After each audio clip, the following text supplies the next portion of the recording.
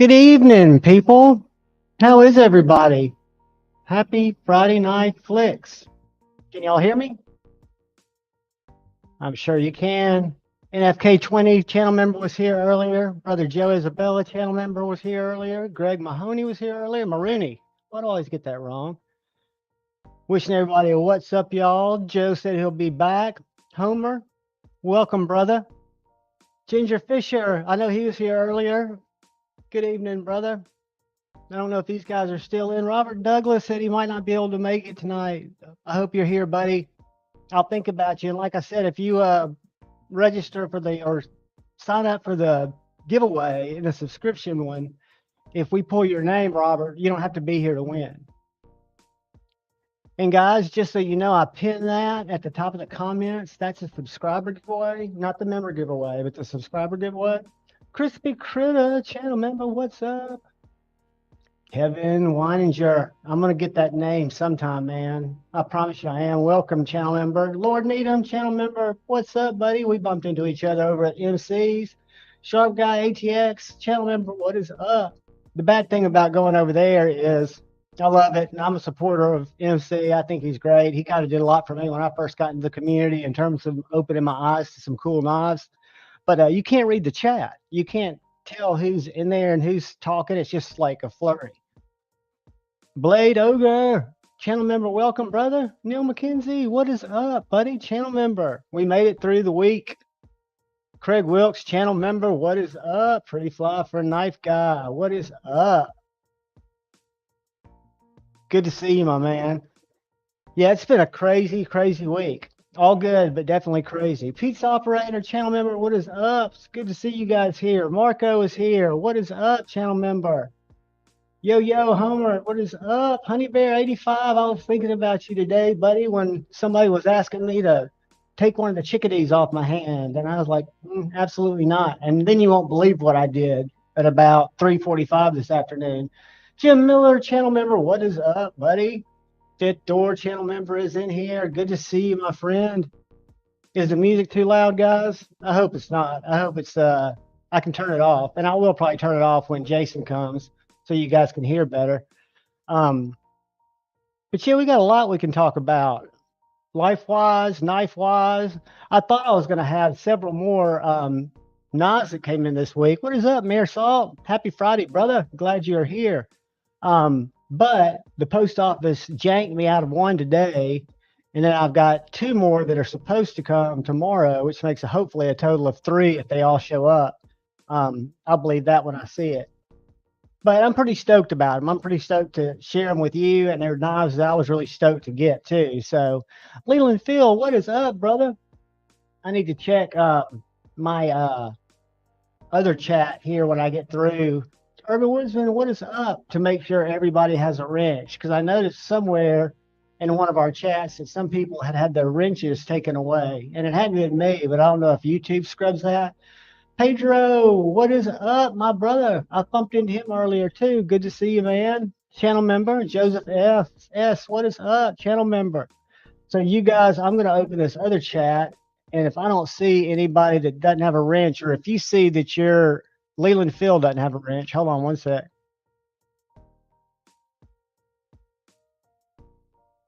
And y'all do not, please don't abuse the wrenches. Just use them to, if you have to share your socials, if you want to share a buddy social, if you're starting a channel and you want to share that. Homer or Kevin, you are now a moderator. Let's see, I think everybody, Homer, let me check you, buddy. Homer Felites is now a moderator. I just do that, and every channel's different, and I totally get it. The way I look at it is if everybody has a wrench, you guys can all police yourselves. Y'all are all grown-ups, and if you've got something cool to share, that's how I learned about a lot of stuff, is by being able to post links. So, you know, with great power comes great responsibility. If you guys do the right thing and use your links responsibly and share them as you need to. Ginger Fisher, it's been happening to me too, buddy. I'll go ahead and I'll start with that. So I don't know if any of you guys, Joe Isabella, a member for 5 months. Thank you, brother. Hey there, my man. I don't know if you guys have gotten in on what I consider to be the best budget knife under $100. And I think that's pretty much the consensus about people that I see review it. But the only downside, I wish it had the original clip, which you can't change. But Civivi, first I put on my Miguron titanium clip that worked perfectly. And then I got on Amazon and I saw that Amazon sells, and y'all can watch the installation video I did, but they sell Civivi titanium clips for $11.95. It comes with 3 little bags of screws, different sizes, that you can scan the barcode or the QR code on the front, and it'll tell you what knives it's for. I just used the hardware that was with my FG and it worked perfect. But now I've got a legit titanium clip on my FG for $11.95. I'm a Prime member. It didn't cost anything to ship it to me. I can highly recommend it. And like I said, I've got a quick little installation video where I link it, where I bought it in there. So yeah, y'all check that out. And my links aren't affiliate links, so don't worry about that. I'm just basically linking the actual spot that I bought it from. But if you notice in the scrolling down there, I do have a new, what I consider to be a partner, not Free Fauci. That's something funny, something else. But I do have a new partner with Steve over at Skiff Bearings. So Kevin got me kind of hooked up into Skiff Bearings, and I've kind of been big into switching out bearings. For example, my Axon, Vero Axon, is riding on Skiffs, and it's just broken in like a champ. It's droppy. And so I'm going to get in some Skiffs to do some reviews with. And I'm also going to have a code that I'm going to be able to share with you guys for 10% off. So you can use Lefty's code or you can use Javon 10. I'm trying to keep the places I've got codes to be Javon 10, but don't let that confuse you with a link like a, whatever you call it. What's that, brother? Don't let that confuse you with an affiliate link, because that's not what it is. It's basically just me talking and having a partnership to where I want you guys, if you want to check out some Skiff bearings, to be able to use Javon 10 as a code to get 10% off. And what that basically does, what's up, Bedman EDC, is that lets Skiff or any other company look at their Google Analytics and look at the source of where that traffic's coming from. So if I send people that convert, i.e. buy a little finger tool or they buy some bearings and they save 10%, they know that they're getting that awareness from me. So it just kind of strengthens our relationship. And it's the way digital, I guess you'd call it, I call it digital marketer, but they call it influence, or I call it digital marketing, but they would call it influencer marketing. Steve, I've got a question for you, man. I've got a video. What is up? Tomorrow, and it's been just eating me alive. The video, I think you'll see the pain that I went through when I filmed it. But I heard you talking about it the other night. I think, dude, it was I can't feel good about it no matter what. And I've wrestled with it even after I did the video, which I think I was very objective with how it made me feel dirty. But at the same time, I can't tell you guys that this is not a great tool for what they're asking for it, which was $65. I said $69 in the video. This one's actually $65.99. They have 3 or 4 other designs that look, and they're not copies like this is, I'm convinced. But like I said on my video, I don't know if early on in this whole debacle that maybe Strider approached them, and I don't even mention the other company by name in the video, and they came up with some agreement, because I mean, dude, it looks just like it. And I don't know anything that's stylistically different. But I've never had a real one, right? Yeah. I remember years ago, I think someone sending one of those in to Strider thinking it was real for service. And I'm pretty sure they showed them just taking it to the belt grinder. And I can totally understand. I mean, it's because, and that's what I don't understand, because Ethan Grow, like I said in the video, it's not it's not a counterfeit, because if you Google counterfeit, they would be saying this is a Strider and it would have the markings on it.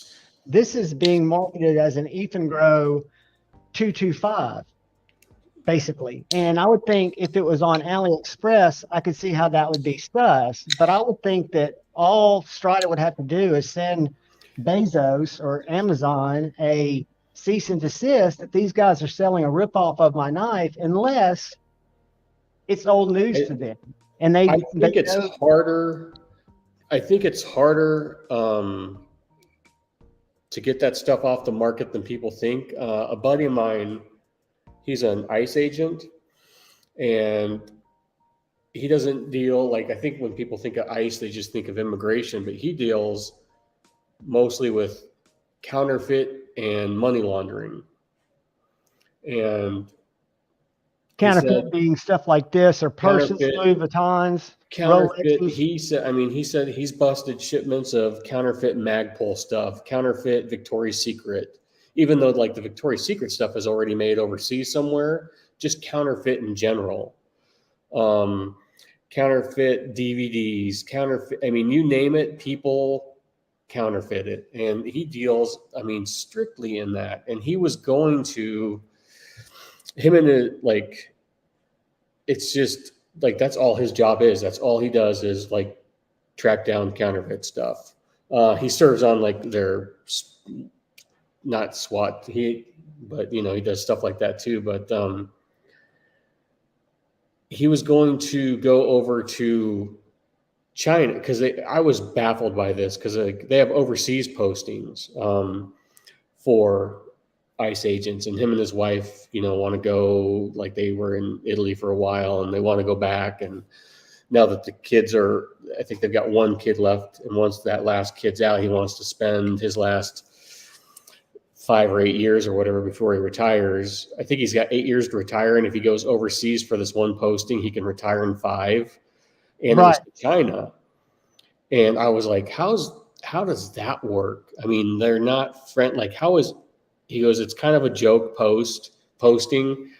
Like, he goes, basically he would go over there, and because the job, no one wants it, he gets like an extra 5 weeks vacation a year, stuff like that. He can extra perks. And a clone is different than a counterfeit, right? Like pizza operator, I agree with you there, because to me, a counterfeit, if you Google it, because I did research, it's something like the Benchmades that are sold as Benchmades with the butterfly and everything else, bug out, but it's not a bug out. Where a counterfeit would be this, maybe, or a bug out that looked like a bug out, but it didn't have the branding saying it was anything other than a, what's that Firebird brand? What are they called? The what brand? They have a Firebird as one of their brands. It's not Even Grow, but it's another used to clone people, a budget brand. They've got like a rat clone with the bar lock. I forget what they're called. But I know that there's something that, and I know China doesn't abide by copyright and patent laws, but guys, what I did is I'd seen a video that Peter at a Therapeutic Edge did with a real big overbuilt titanium Effin' Grow that he got, or Effin' Grow, off of Amazon, that kind of looked like a Sawtooth, but it wasn't, because it didn't have the sway in the blade, but it was a big overbuilt knife. So I just went to Amazon. We did this, I think, Monday night on Metal Mondays Light, but I typed in Effin' Grow titanium knife, and it pulled up like 6 knives, and 5 of them looked kind of familiar, but not really like anything I could put a mind on. And then this one, and they were all numbered like EF, this number, EF 225, I think this one is. And maybe that's how they get away with it, by calling it something other than like an SMF. But what's also very sus is every other Effin' Grow or Effin' Grow that's $65 or $69, because some of them are 14C, they go up to 69. And the other ones are D2, which are 65. But every other one of them has a very proud EF on the blade. And this has absolutely nothing, no markings whatsoever. And God, who knows? I mean, they're smart enough to copy stuff. Maybe that's because it's an older design Strider. It's got the big stop pins, which they don't use anymore. It's the CC model, which they don't make anymore. And I would think anybody would know that's not a Strider that knows Strider. Yeah, there's guys in the What else? Strider group and the Facebook group. They post stuff up all the time, like, "Hey, I need help. What is this This is real? what Is I this was not?" thinking about, Steve, and I didn't put it the name or I didn't use this analogy in my video, but I was thinking about if you got a guy, and I was thinking about your guys that are hard users of knives, and you're going to get them a knife every year. I know you would never get a something that was a Strider clone and give it to your guys, but for $69, is that not a knife that you know because the geometry's done good on it? It's not Mm-hmm. going to close up on you, and I think you could absolutely drive it through a car door and beat the Oh shit out yeah, of stuff with it. If somebody was going to use it just to dig, to work, to, however they put their knives through hard use, but they're not going to be out there flexing saying they've got a knife that it's not. I don't know where I fall on. I definitely don't recommend people buy knockoffs. And if you like one of the other designs, like I said in my video, lean to one of those. I've heard, because I saw Peter's little short, that the quality's is smooth and as good. I think he did a couple are on bearings where this one's on washers. I haven't taken this apart yet, but I will admit when I ordered it at like 2 o'clock in the morning, not really thinking, I also ordered a little fucking retro video handheld game at the same time. Don't ask me why. I don't even play video games, but I expected it to come in and me be able to shit all over it and it to be kind of janky and it to be kind of like the Canuck that I've gotten before, a little fixed blade. But man, it came in packaged well, presented well, in a nice box, a nice feel, all the fit and finish, totally, 100% centered. Just nothing wrong with it, and no stick, and it has no lock bar insert. So it must be yeah, crudized. I don't know what it is, but I would think if I was gonna, I wouldn't want to give a friend a counterfeit knife if that's what this is, but I wouldn't think Amazon, even though because this is Amazon Prime. So that tells me these are stocked in warehouses all around America. mm-hmm. That there'd be an easier way. I could see how it'd be hard to stop all counterfeiting, but I've seen Amazon have to pull listings before because they violated somebody's, unless is Strider not got a copyright over that design anymore. It doesn't make it any less shady. It wouldn't make me feel any less dirty using it. It makes me wonder that there's something going on because the other knife that they make that's a $29 knife because it's G10 that looks very familiar, looks like a Miratech. What is it? Not Miratech. A Marfione Microtech. Mm. And I would think if anybody would come after them, Microtech would. But man, Hinderer, I did some pretty Chris Reeve. irresponsible stuff. Have you done any irresponsible stuff this week? Last week? My whole life is irresponsible. You're moved, Seems it looks like. Yeah, and I'd be down in my room, but it's still just a giant shit show. I'll show you But guys you once I got your get it. stuff in one spot that you're gonna be living in for a while.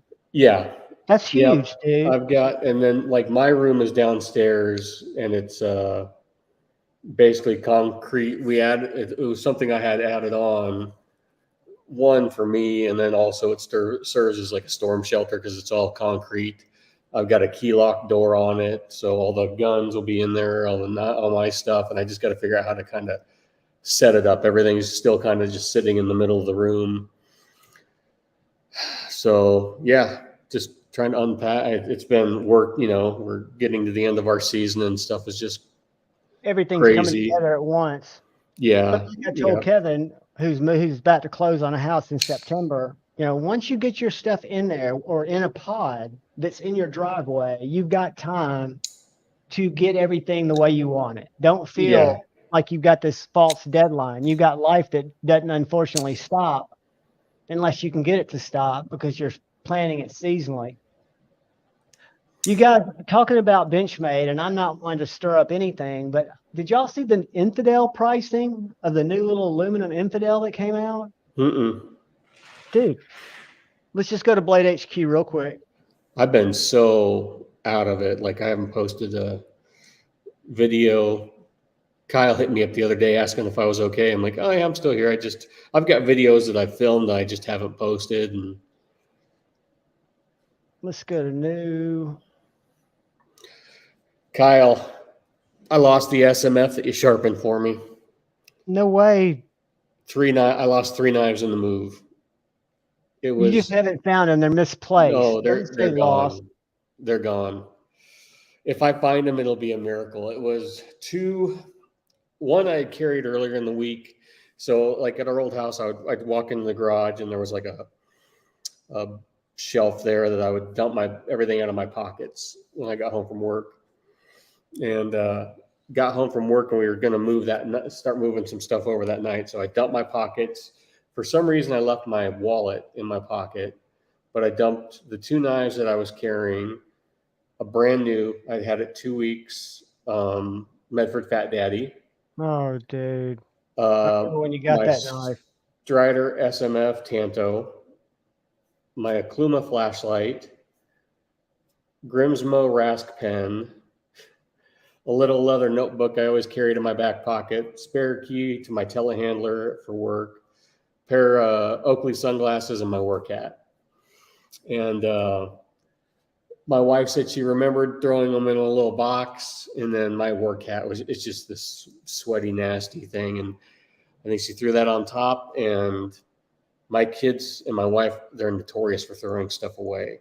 And I think someone just thought it was junk and they pitched it because the builder left a dump trailer in front of our house that we could throw boxes away in. And I was the one breaking down boxes. I mean, they'd already thrown a bunch of shit in, but my wife brought out a bunch of trash and, it had some stuff in it. And I was just looking through one of them and the boxes I was breaking down, and there was an envelope that was sealed. And I'm like, well, that's weird. I opened it up and there was $80 cash from my daughter's babysitting job that they were going to throw away. So I know they got pitched because everything is, other than my room, which I packed all that stuff myself, all the stuff from my room downstairs, a week before we moved. And I've looked through all that and everything else is unpacked. So if they come up somewhere, it'll be a miracle. But that was like, I don't even want to add it up. That was a big hit, buddy. When moves happen, people put boxes in corners and they would shake it. It's a heavy box. Joe Bell, I'm sorry, brother. Keep your head up, my man. So that here tonight will be helpful. Do you see the price on this Infidel? That's just a basic automatic flat dark earth S30V. $650. $650, and they're. Oh, it's just me, guys. Hey, what's up? Are you guys still here? Someone comment. Am I gone or is Javon gone? The wrong button. All right, we're back. Yeah, I hit the wrong button. I was going to show you all of them. So if you go to all the Benchmade Infidels, and I kept thinking, is there something special about this? This is the small knife, right? Isn't the Infidel a real small out the front? It's not. I've only handled one, and it was, it wasn't huge. It was, They're different colors. They're called limited. They're $650, but when you put what's limited, they're CPM S30V, cutting edge 375, so they are longer. Dagger flat. I just don't know. I mean, to me, 350 maybe, 4 maybe, because I don't understand OTF. And they're not good knives. I mean, my buddy had one. A to Z. He sent it back. I don't know if he's in here, but he had one of the older ones, and he got rid of it. I mean, yeah, they're not. I mean, as far as OTFs go, they're not a good OTF. The best OTF. This is something I got in after Knife Day. That came in, I think, since last time. You like that? I watched your unboxing the other day. I love that, man. I love the fact that it's this Pine Peak carbon fiber. It was the Smoky Mountain where I usually don't buy stuff. I buy a lot of stuff from there. I used to buy a lot of pew ammo, but I haven't been shooting as much lately. But it's very loud, but I've carried it a bunch. It cuts. Both edges are very sharp. It's sweet. It doesn't have any really rattle if you hold it. Now the blade moves. I expected that. But I just think that exoskeleton, when you just look at it, the simplicity of it, to me, I just think it's cool. And like I said in the unboxing, it's more of a novelty, but I've been looking at it for 5 or 6 drops. Yeah. And there's no shortage of them. I mean, everybody has them. And then today, I was flipping around at River's Edge Cutlery, which I've got to quit going there. That place has left a mark. But I bumped into a Jacob Creates Chickadee in 20 CV, which is a steel that I don't have it in. And it's a special release. And I grabbed one because I happened to be there. I think one of 12. So I just added a third chickadee. Honey Bear, who was in here earlier, Honey Bear 83 or 85, sold me my first chickadee, an S90V, made me a really fair deal on it. Fantastic knife.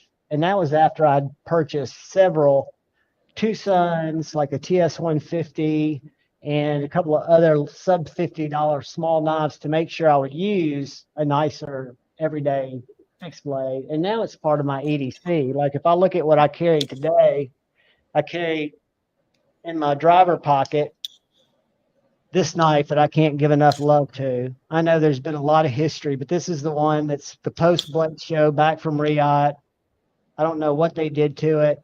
I didn't handle the first one, but this one is very much similar to my EDC, which is my #1 knife in my collection. Even though it's not the most expensive, it's my favorite. But this is the field duty EDC, the field duty folder, which is a little bigger. And then I've got in my left pocket a killer little slip joint that I've recently and hopefully gotten in and over with. But this is and I'll say it wrong, I think it's a 68 Barlow, Great Eastern Cutlery. Did you get that on a drop, or did you buy that? I didn't get this one on a drop. I got my Yellow Rose on a drop. Okay. I got this from a friend. This one. I think if I were to get one, I think I'd want to go after a GEC. I've tried for a couple drops, but missed out. This is the one I was lucky to get on a drop at Traditional Pocket Knives. This was my first one, and this is the one that made me kind of get it. You know, this was not an inexpensive knife, but it was not as expensive as a Jack Wolf, which I love. And a Jack Wolf, if you look at it side to side, I mean, this knife is very tight, and the fact that it's built the old way, and it's just something about it feels more legit. And I don't know why, because I'm not a purist by any means. You think it feels more legit than the Jack Wolf? I do. I feel like it's got more, not legit as a cutter. Like if I was going to have to cut a bunch of fruit, I can't beat that knife. Yeah. I mean, that knife is a beautiful cutter. But from a just, how does it make me feel nostalgic? Like if I'm carrying my Slim Midi in one pocket and I'm carrying a Great Eastern Cutlery, and like today, I wasn't carrying an All-American carry, but my fixed blade is this little knife I've fallen in love with. This is a Tops Piranha. This is a Georgia company, a USA-made company that I bumped into, met these guys, Tim and Suzanne Kell, T-Kell knives. But this is their smallest little EDC. And it's, you probably can't see this, but it's got that same step milling that Michael uses at American Blade Works. Michael Martin, you know how his grinds step down? Hold on, I'll be right back. The dog just rang the bell. Take your step. Out. How do I pause this? You can just, there you go. So who else is coming here? Bama Ninja, what is up, my brother? Bama Ninjas in the hizzy. Who else have I missed? Byron Kennedy, what is up, brother? Robert Douglas is back. Good to see you, man. Like I said, buddy, if you're not here, when the giveaway comes, y'all all go up and register for that subscriber giveaway. Brett, what's up, brother? And you guys don't have to be. Forrest has been a member for 5 months. Thank you, Forrest. But so, yeah, the final part of my carry was this little Tops fixed blade, which I carry on this deep carry clip, which you won't see unless I hide this comment. Keep it in my back pocket.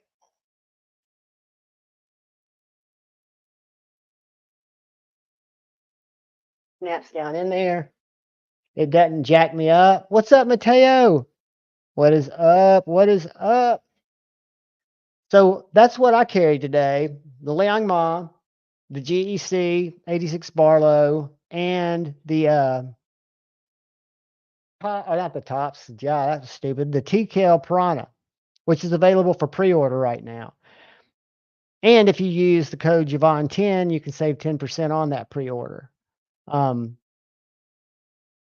But there's a link I'd have to give you, and I don't have it in the description, but I can put it up here just a little bit. So what'd you guys carry today? Let's see. Let me get that. What's up, brother? I love it, y'all. Just greeting each other. That is good. That is good. We're going to have a guest here shortly, and we're going to have some pretty cool news. I've kind of been made abreast of it, and I'm stoked. And if any of you have any interest in one of these little beauties and you haven't gotten one yet, stay tuned.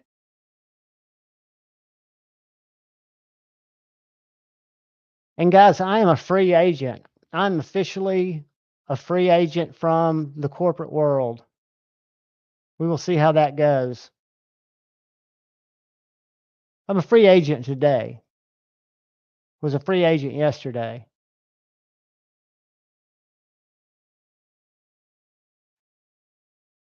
Jim Miller was carrying a Civivi button lock Elementum and the Devo Pony Stout. Strong carry. That'll cut about anything you need. Forrest was carrying the Oslimic Swish and the Hogue Mistro and the Buck 530. Forrest, I don't know if you're following my buddy A2Z, ATOZ, the letter A, the letter Z, EDC. So it's A to Z EDC at Instagram. Take a look at him, whether you follow him or not, and look at the Olamic he posted today. It is gorgeous. Absolutely gorgeous. Uh-oh, I think I missed a carry there. Blade Ogre carried the GEC made Remington Silver Bullet Granddaddy Barlow called the Cowboy. Is this, y'all tell me what this is. I need to talk to Pocket Metal about it. This is a Remington, and it looks like it's made by GEC. It has two blades.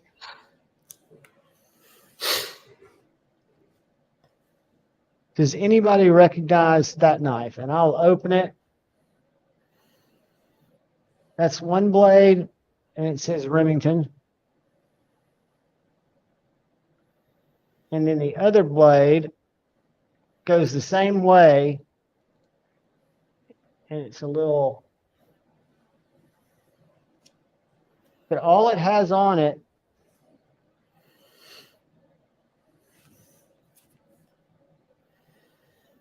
got a number,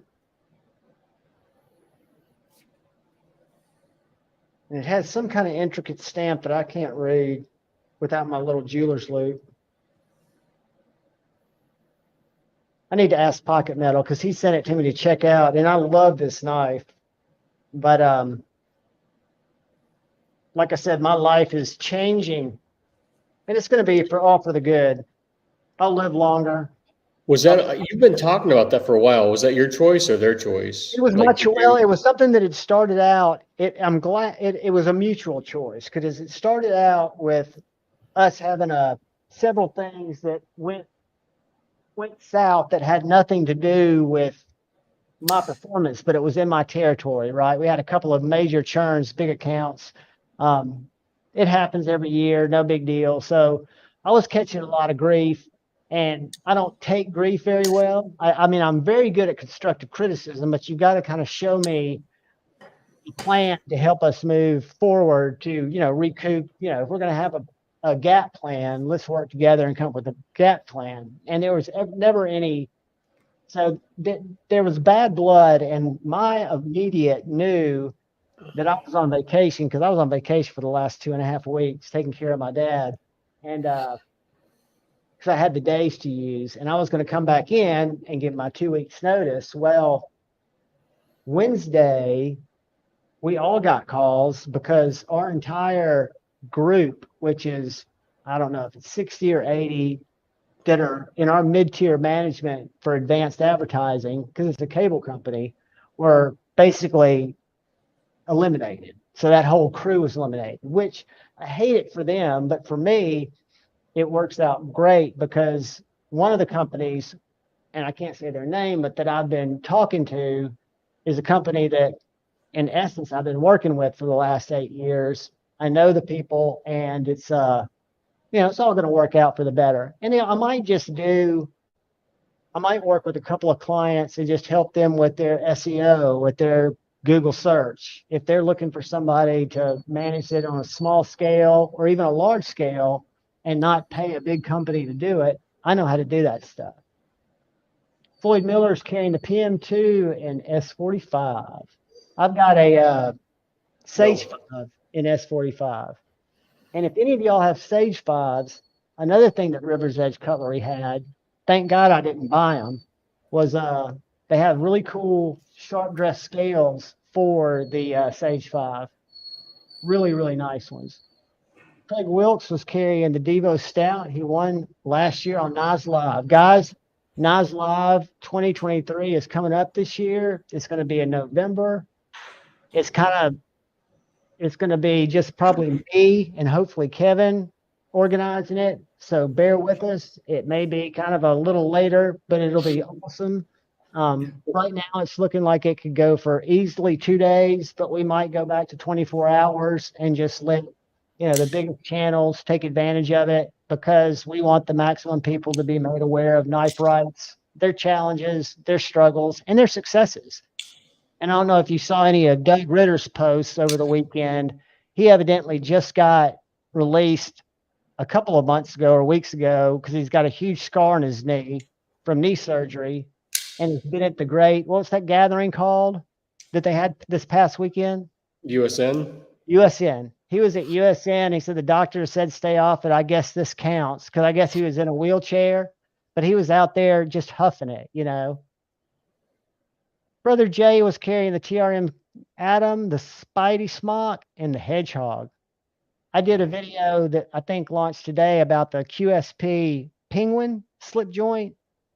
And I think that the Hedgehog, they're both fantastic knives, but the Hedgehog, I think, is a better knife because it's more the size of a slip joint and it's got a hollow grind. But they're both great knives. Pitt, channel members carrying the Pony Stout, the Hogue Ritter Mini RSK, and the ZT0308 in his bag. What are you carrying, buddy? I didn't even ask you before you got off. Well, what did you carry? I carried today. I got in last week on a drop for the XM-24 Spanto. Ooh. So that kind of filled a hole in my heart for some lost work knives. What a wonderful, is that a slicer blade?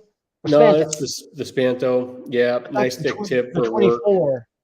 Yeah, I really like the 24. I've had two that were Bowies, but on the 24, it's such a long blade. It always looked weird to me. And then yesterday in the mail,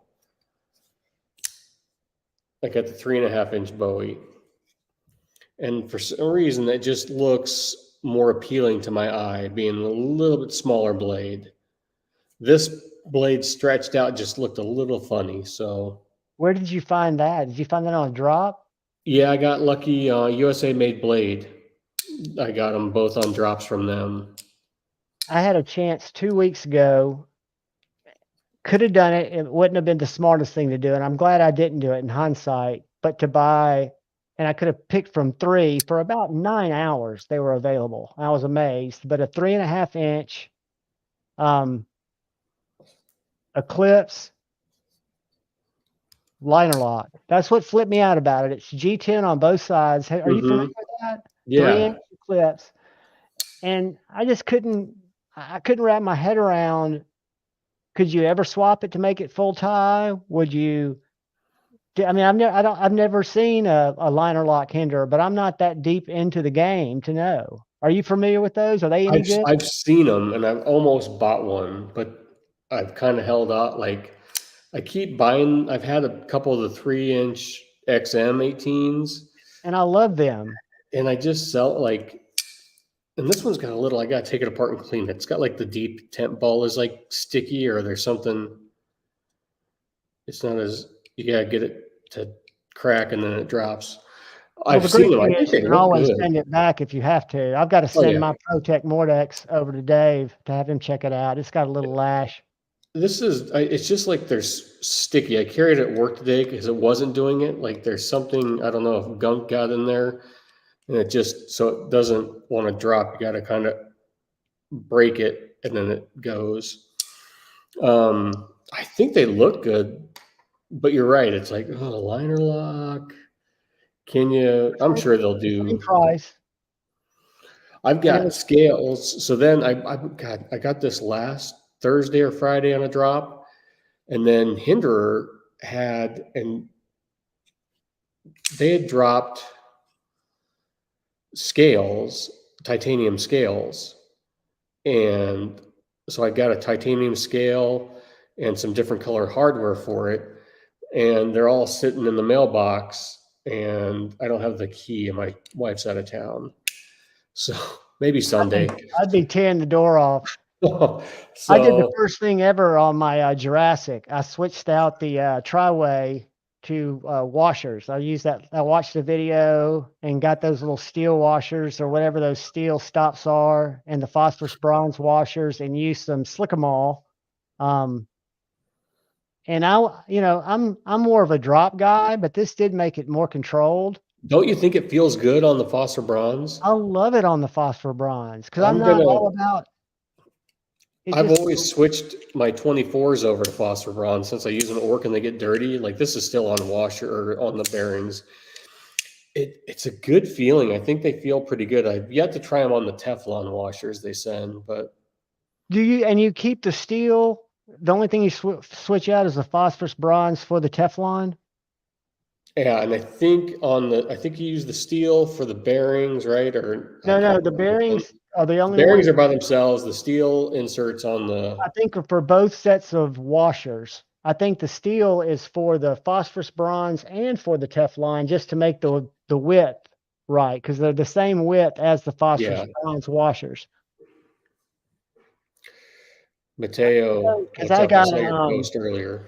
I've got a partnership with Steve. I say a partnership, it's a discount code for you guys for Skiff bearings and Skiff washers. And I know they make some washers that you can switch out with pretty popular knives that are bearing knives. One of them I don't have, but it's the Evo 3.0. And I was on somebody's live last night. It might have been Lefties. And they were talking about they switched their Evo from bearings to washers. And now it's 100% hydraulic and it's not a dangerous guillotine. I want to get another one of those. I never had one. I'd love one. Dean Griffer had the Medford Slim Midi. Fantastic knife. Channel member. Roman N had an XM-18 Skinny and a TRM Shadow. So what's a Skinny? Just thinner scales and a little bit thinner blade?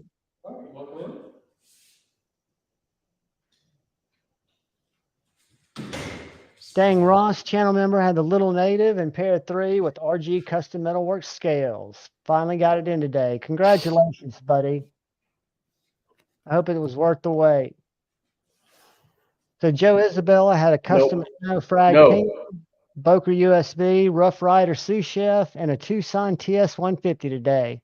The TS-150 was the first little knife that made me know that I was into carrying small fixed blades because it disappeared on my belt, right by my belt buckle, right at my appendix, right over my cod, really. And it worked great. I love that little knife. I've almost given it away a couple of times. I've been like, S90V, about 5 inches for $43.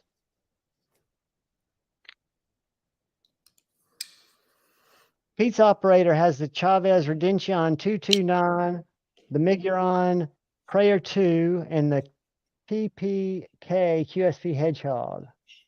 What you got there? It's That's a Strider 2, right? Yep, a Strider SNG conceal carry with the Digicam blade. I love it. Urban Woodsman, what is up? Channel member. He had his old M4 Benchmade Super Freak. That's a great Mateo. Yeah, and it broke my heart too. Pelamingo. I check that out. I always forget how snappy that little thing is. Awesome. Scott B, channel member, had the shed knife Skur, the Heretic Hydra, and the Best Tech Man Rodent. The Skur is an absolute, for a small knife, it's about the size of my Guardian Tactical. About a 1/4 inch stock. This is a great little hollow grind knife. And now, talking to Jack, he's making his hollow grinds taller. So his hollow grinds are coming up a little bit taller up here, so they make it actually more slicey. But he had a video sharpening this on a work sharp. And then right after I picked up this, and I'll be honest with you, I don't use it as much as I use the Skur, but it would be great around a campsite as a prep knife. But this is the Resilience. It's about the same size lengthwise, but it's got this drop blade. So I think of it more of a prep tool, you know, than a sticking tool. But great little knives. I think they were 120 and 128 bucks and 154, made up in Delaware by a kid who's 19 years old, and he's been making knives since he was 13. So yeah, Steve Clare, thank you. Thank you to Dave. Dave sent me this. So Dave got it from Steve, I'm assuming, because I did see it in a collection video of Steve's. And That's Dave a sent it beautiful knife. to me to check out. And I was like, oh, cool. You know, I've always thought these kind of like cleaver style. I don't know how maybe it's technically a Warncliffe. I always think of it looks like a cleaver. Look cool, but I'm like, is it functional? And Dave sent me this. And this knife, man, I had it over like, I think I opened it on a Friday. And I'm like, all right, that's cool. I'm going to do another video on it. I did an unboxing. And then all weekend I played with it, and the handle, like it just, I'm like, God, this thing is awesome. And it's thick and chunky, and it carries great, I think. But so that was Friday. He sent it to me on like a Friday. By Saturday, I was already shopping. He sent me a link. So I bought one of his newer Kentucky Special, this is called. So it's a Rogowitz. Looking knife. That's got Tetrazola vibes, or Tetrazola. I can't pronounce his name. And both of these are handmade, no CNC.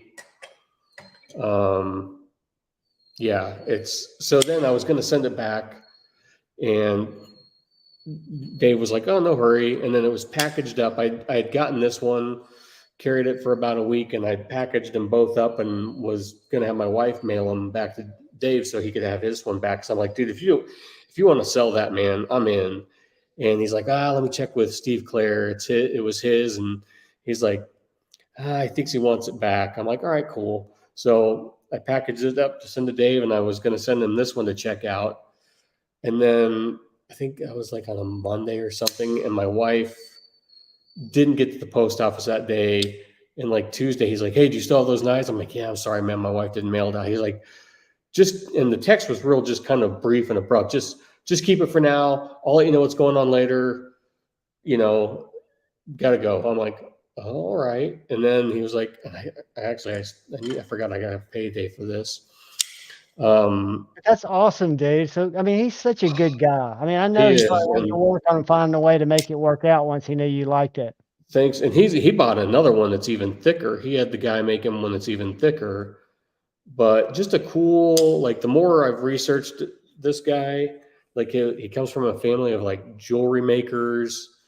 Does it have any relationship to the design of the stovepipe? Is there any? That's what I asked Dave too. And I think I mentioned that maybe on here. Shit, has it been that long? I think it's been about 3 weeks.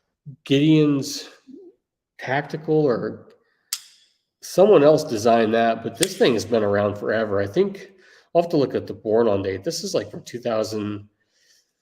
And they don't, for me, a knife doesn't have to look exactly like it for me to see it. It's got a similar blade. But it's functional size. Josh Schwartz, channel member, carried the Hinderer Jurassic. Buddy, I just tried mine and love it on the phosphorus bronze washers. I might try the Teflon washers tomorrow. Do they wear out?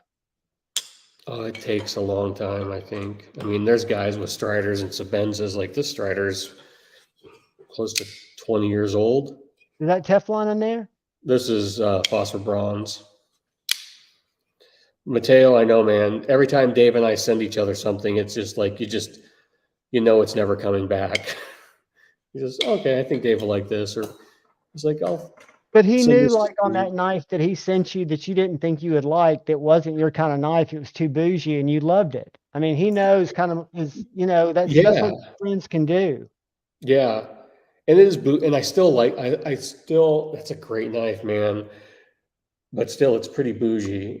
Oh, Is but it gonna dude, stay in the I've been collection all over their forever? website. I've been all over their website ever since that night, and I show it to Unison? people, and the Yeah. grinds on those knives are just sick, just absolutely sick.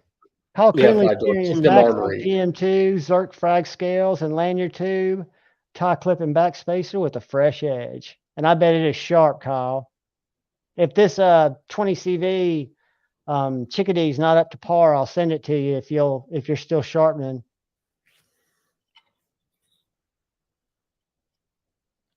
Trying to think Like what else I picked up. Oh, I'll show y'all a great five buy. door. So this one is the closest. This is on the CC so that the scales are rounded, but they don't come through. They come right to the very edge, but the screws don't come through. So I'm betting you're right. Like they were maybe from an SMF or something, and someone stuck them in. Oh my God, that So dog's gonna be Jared Neves angry. did a review on this, and I talked to somebody else today who asked me about mine, and the pocket clip could be a lot better. I don't wear a lot of 511s. I do wear some, and I could imagine that it would be a two-hander to get it over that hem because it's a short clip. But this little knife, this is the Max Ace Meerkat. It is $158 before discount. Titanium and S90V. Amazing action. I look at it kind of as value knife, that mid-range category, like the Max Ace was when it came out. This was the Max Ace Black Mirror. This is the Max Ace Meerkat, which is a little bit smaller. It just has a great place to put your blade, a nice even belly. Pocket clip's a little tight, but for me in khakis and in my regular Levi's jeans, I can get it in and out. And I can get it in and out of my back pocket where I usually carry it. Because it is a smaller knife than I was expecting it to be. But that was a find that I wasn't expecting to get that I just thought was a great value for S90V. And then I picked up something weird that I would say Tri-State had an impact on me, but he actually got one after I'd seen it. But have you ever seen one of these Amsler Hurricane razors? Mm-mm. This is the mini. So they make this in all different sizes, and they're on Etsy. I'll show it. And they make them in a Warncliffe. They make them in a Tonto, which this one is. And again, I could have gotten it in raw tie, but I kind of like that 80s paint and DLC. But it's got a clip. I wear it as a neck knife, but it's just a little field scalpel. Magna cut, and he'll sharpen it. But it's easy to sharpen. I mean, it's got a little sharpening choil, and I would think on a stone you could get that as sharp as you wanted to. Sorry. There is a That was gnat like I want driving to me say it was crazy. $140 on Etsy. Comes with this little clip that's literally, I mean, no rattle. And what else it comes with? It came with 2 chains, a silver one and a dark one. And then it comes with about 20 O-rings. So if you were going to carry this on your pocket clip, or if you wanted to add O-rings, it's just going to soften up the grip because you can feel the O-rings on your finger. But it's just a box opener. I mean, it's a scalpel, splinter digger, and heaven forbid you'd have to use it for self-defense because it'd be a pain in the ass. But it definitely does the job. It's a fun little knife. But yeah, I had some cool stuff coming in. And it just didn't make it here today. And it's all, not all of it. Two's from River's Edge Cutlery, and one's from Nafsale. This is a little GEC keychain knife. I don't know why I've become so smitten with these little guys. This is one of my smallest.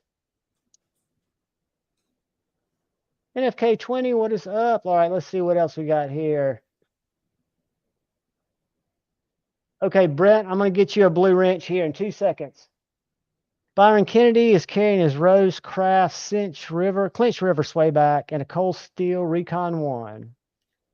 Brett, throw up a fresh comment. Let me see if I can find you. Kyle, is your Evo a full tie?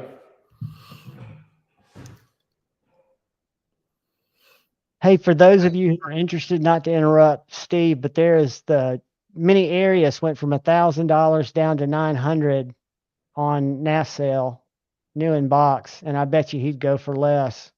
Dude, If prices anybody's are interested. tanking. What do they sell for new, the mini? $750? Oh, I don't know. I've never seen one even available new. I'll show it to you here in a second. We'll go see if it's still there. I don't see you. Let me go to all chat. Sorry. All right. He doesn't have a wrench. He doesn't have a wrench. Can you hear me? I hear you good, but my ADHD's going to make me lose. Sorry, there we go. God dang it. My wife's calling. I'll be right back, okay? Okay, buddy. Take your time. All right, there's Tactical Terry doesn't have a wrench. But there was somebody else who didn't have a wrench. Throw that comment up there that you don't have a wrench, because I'm down at the bottom. I'll be able to see it. I'll give you. There's Christopher Montrose. You got a moderator spot now, but you guys throw it up there real quick, because I'm gonna have to jump out and get back to the chat. All right, then we've got Matthew Russell. Good evening, buddy. You're a moderator. Welcome. And then Dark Gravity, man, you're a moderator, dude. You're a managing moderator. How about that? I'll give you the fucking super wrench. Where are you, dude? I can send you a link right now. Jason's going to join us in a minute. I'd love to have you on here. I'm sending you a link in case you're outside.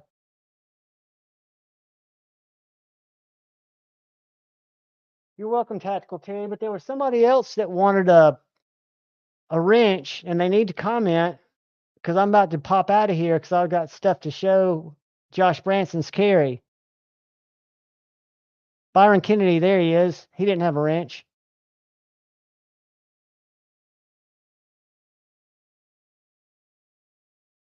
All right. Ginger Fisher doesn't have a wrench.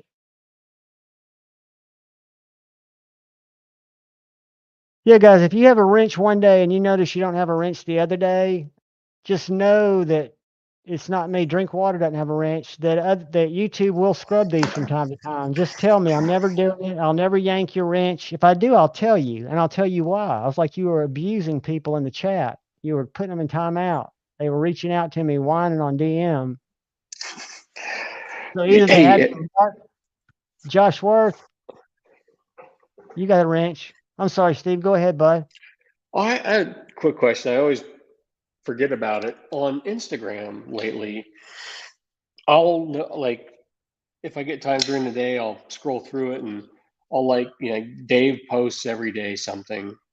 Your posts, 5-door. I mean, I'll see people post stuff and I'll like them. And then later that night, I'll go through again and those posts pop up and it shows that I hadn't liked the post. And Instagram is a very it's happened strange to me platform. a couple times. I've noticed it, and I've noticed it with comments disappearing that I've left too, that were regular comments. They weren't trolly comments. I never got a warning about them. They just weren't there. And I know that I pushed send.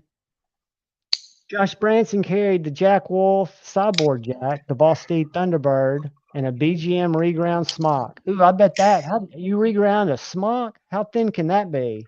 Dude, my buddy had a Rask reground by BGM, and it's a freaking laser beam. I guess if you're just going to slice stuff, it's all good. Yeah. Dark Gravity, you've got it in your box, my brother. All right, I can't miss. Might be that baby bullet. If I missed your carries, I haven't done it intentionally. Mere Salt had the GC71 and a bug out with unlocked composite scales. They have great scales at a great price. I had those on my Civivi not my Riffle, my Elementum that I gave away. A Surefire G2 custom drop in a Zippo. All right, that brings me to this flashlight. Did y'all see my video today on it? I don't know if you can see that bezel. This is from Meritac.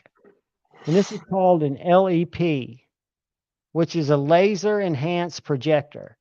So what this actually is inside of here, it is a blue laser. When it hits this funky looking eyeball that's real convex or concave, I guess you'd call that convex, it throws the sharpest beam. It's only 650 lumens, right? It'll go 1/2 mile. So I live across from the cemetery.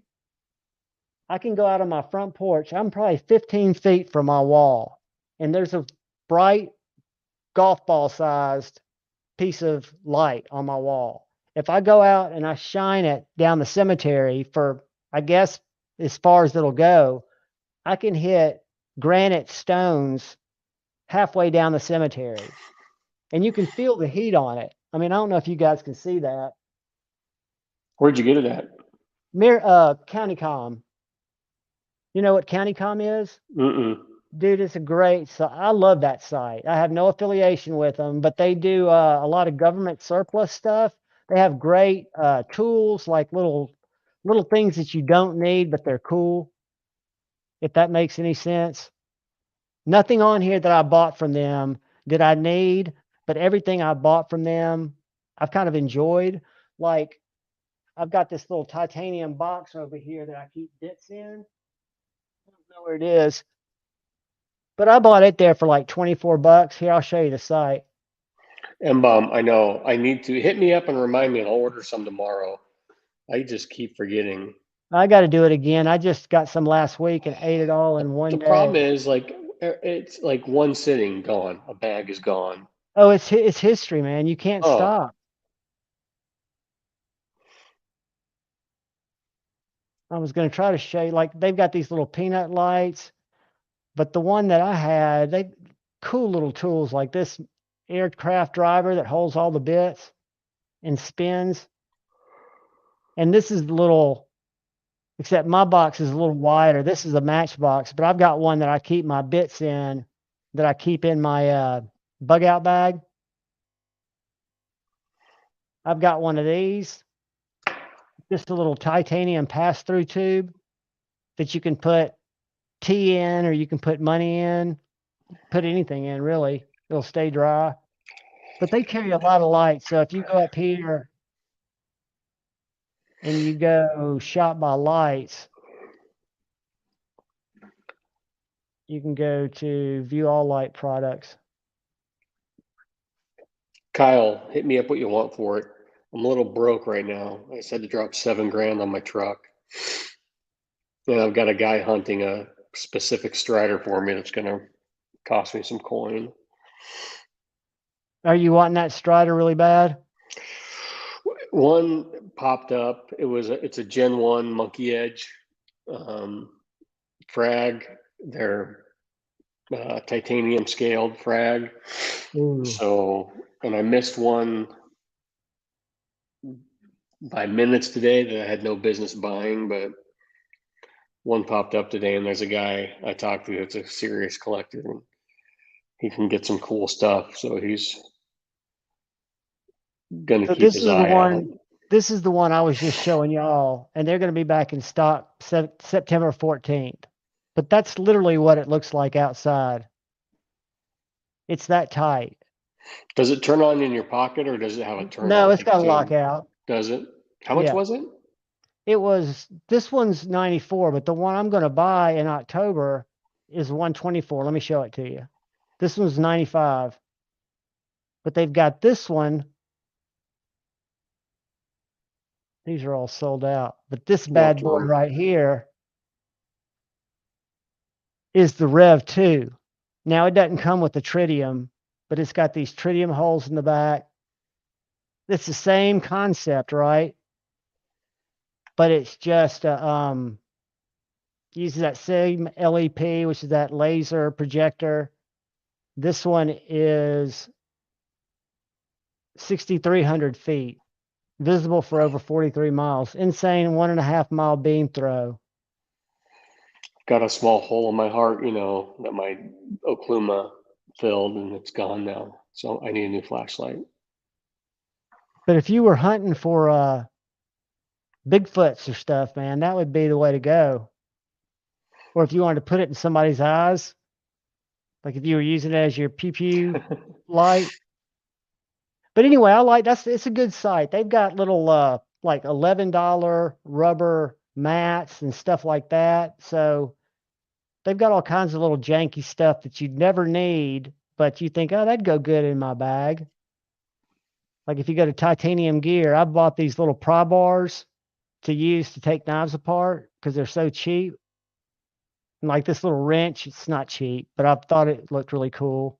I have this in one of my bags, a little driver. Because again, you'll go through here and you'll be like, oh, that's cool. I don't need it, but I want it kind of stuff. Well, you don't even want it until you actually see it. You know, it's kind of like this. These are these silicone trays that they're selling the tweezers here, but the silicone trays are sweet. With these little drivers, I've got one of these. It was $39. It came with bits. I use Weehaw bits, but it's a good little driver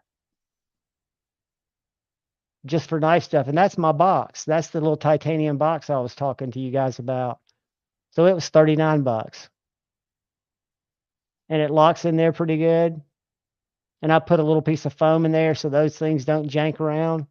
But County Comm's been good to me. Again, I have no affiliation with them, but they have cool, weird stuff. Weird carabiners, weird press cap storage, stash type stuff. Survival cards. The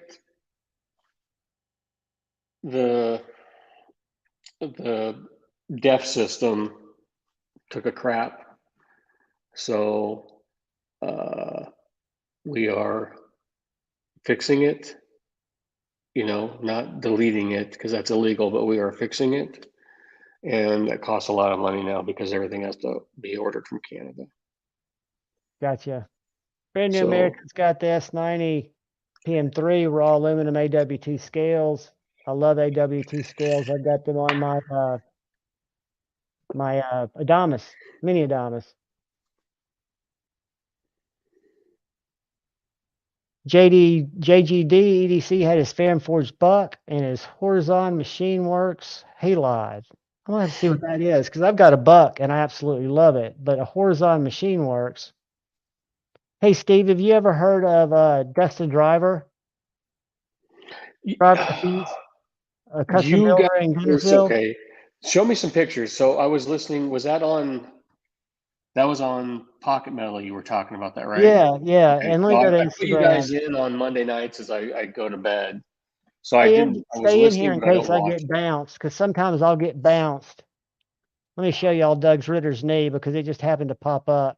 And then then we'll go to Dustin's, and I'll show you the knife that my buddy A to Z has that I reviewed that I was just blown away by. You know, Doug? He was released to attend the USN Gallery. Try not to overdo it. Law, really. Doug's a warrior, man. Oh, that would suck.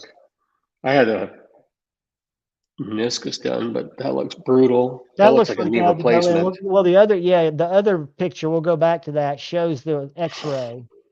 So the knife that this guy started if you read his about on his website, he was in the service from 2001 through 2009. From 2009 to 2015, he's been working for government contractors doing IT work. In 2015, he started to follow his hobby and hopes, what his about section says now is he hopes to be able to do it full time one day. He lives And he does 45 those all. minutes from me.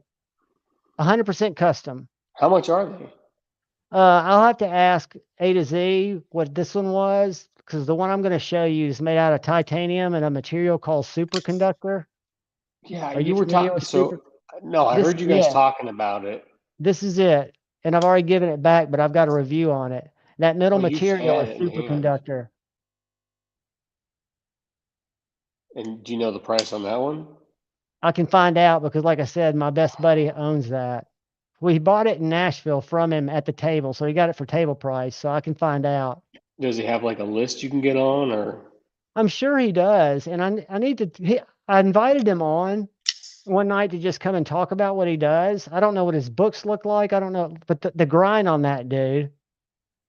Yeah, I love goofy. Like I love But he does all kinds of compound. different stuff. I mean, his designs are all over and all just look really tight.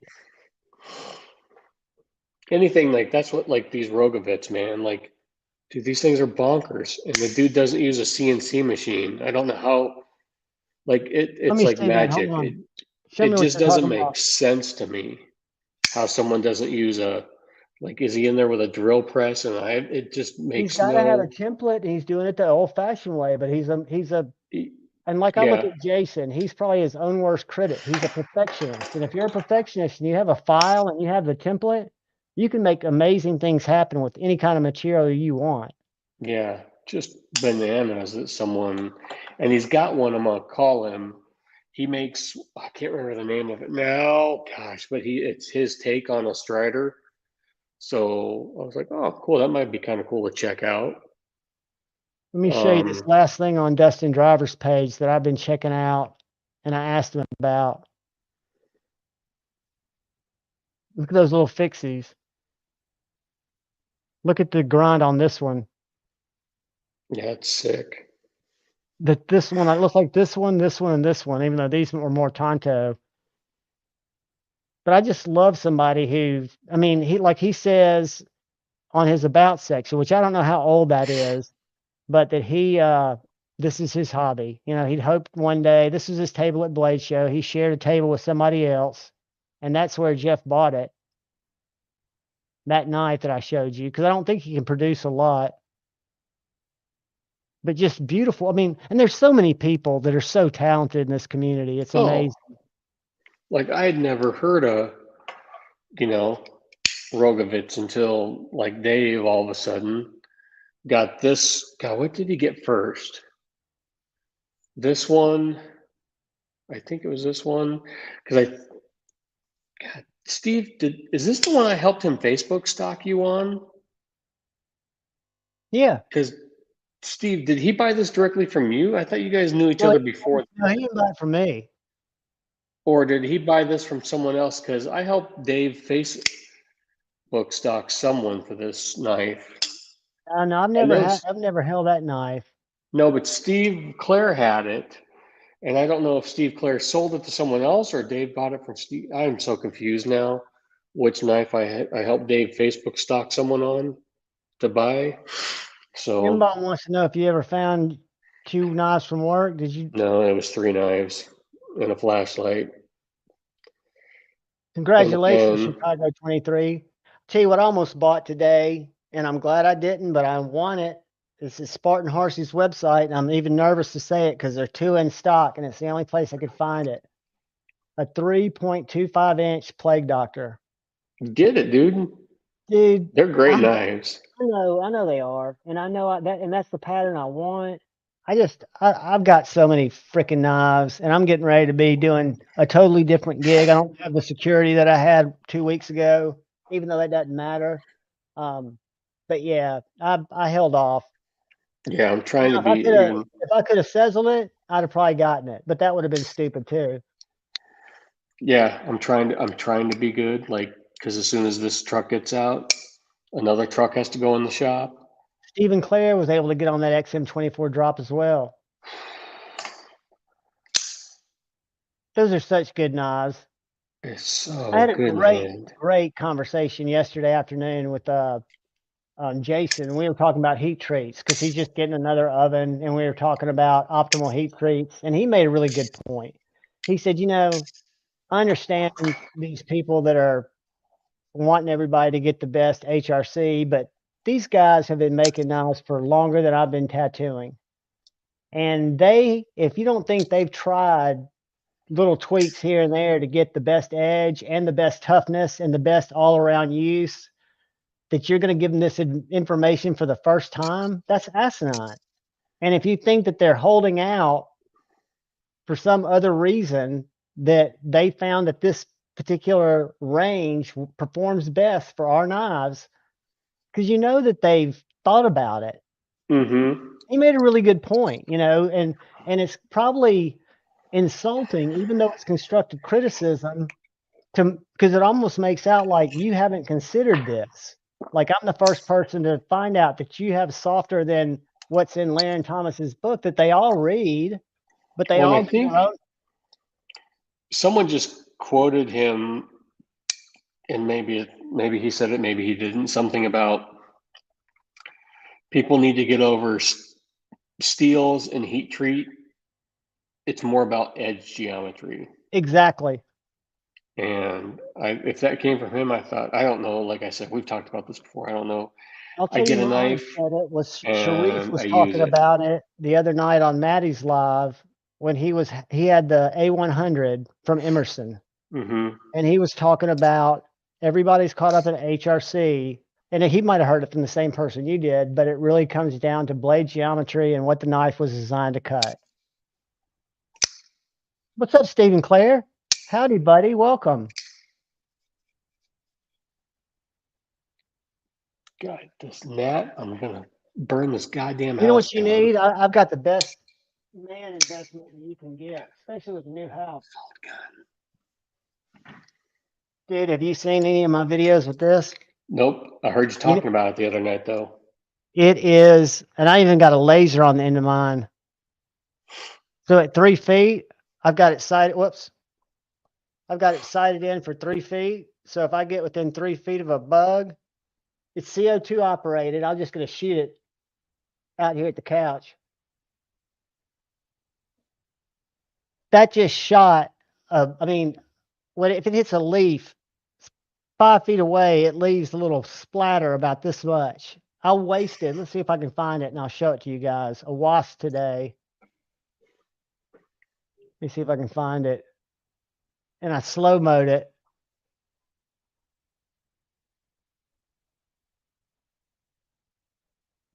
But it is so much fun. Lefty got one, and he said ever since he got one, he hadn't been able to find any flies. Dude, I would use the get flies are scared. bad right now at work. So what I do is I go outside and I preemptively get them. I feel like it's okay to preemptively get them. So let me share this. God, who said that? Someone just said that. What it came from Zach in the Wilds channel. Man, I love him. He's what made him and Ben made Blade HQ's videos. Can y'all see it? It's right there where my mouse is. I'm getting ready to push play. Steady hand. Well, I'm holding the phone in one hand. No, I mean, you're escaping on target. Oh my God. And it shoots actual salt? Dude, it shoots salt. And I'm going to show you what the little reloads look like. And let me show you this other video. Oh, so you're just not dumping like salt in there. No, it's these little, but I did find a way to reload them so you don't have to keep buying them off Amazon. Because if you buy them off Amazon, they come as these little rolls, right? So they're little revolvers, because you can actually buy a Crossman Vigilante for $56, which is a little bit less. Where in the F? Why is it not doing it by today? All right, let's find the shorts today. All right, here's the wasp. See, can y'all still see that? All right, let me pause it. See right there where my mouse is? I've got a little arrow pointing up to the wasp. Can you see him? Mm-hmm. He's right there. Watch what happens when he gets shot.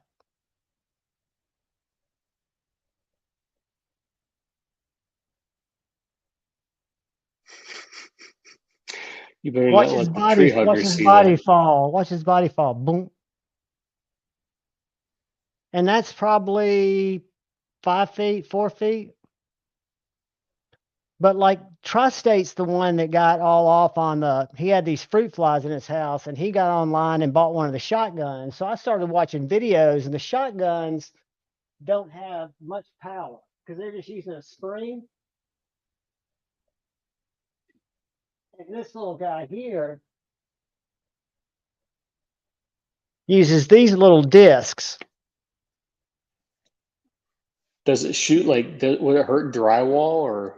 No, no, they say don't shoot antiques and stuff, but I have shot drywall and it doesn't. Now, the way I sight in the laser is they tell you to get a box and hang aluminum foil over it and draw a fly. But this has got a little paper circle with the center cut out around the back. They pour salt in it and they put a little circle on the front. Well, on Etsy, one of the things I bought were 2,500 stickers that allow you to do the same thing. So after you shoot them, you can put the sticker on, fill it with salt, and do your reloads that way. And I find them unreliable. They don't cycle well in the gun. So what I've started doing is they also on Etsy, they make these 3 for $10, these little, what do you call it? 3D printed caps that stick in the bottom of these. So it's a little flat thing that once this is empty, you stick it in and it pushes it up just enough to where it locks in. Then you pour your salt in and you put a drop of water in each one of the little circles and you let it sit overnight. And then you take it out and then you're just shooting rock salt out of it. And this will put holes in aluminum foil. But dude, they say this Who is for ever thought of this? this surfer in he's got the greatest story, Bug Assault, an American guy. I don't know if he went to Shark Tank or not with it, but he designed one. His parents thought he was crazy. He was in his 40s living in a van on the beach, and now he's a multimillionaire. Go to Good for him. bugassault.com and you can read all about him. And there are tons of videos on YouTube. I've been amazed at how many shorts there are where, because they sell for the rifles a camera mount, which is basically you put it on the rail and it's a little expanding thing that you can put your iPhone in so that you can sit there and when you're aiming, you basically are taking video too. Totally cool. Uh-oh. Hinderer is having a drop. Clip plate scales, XM-18.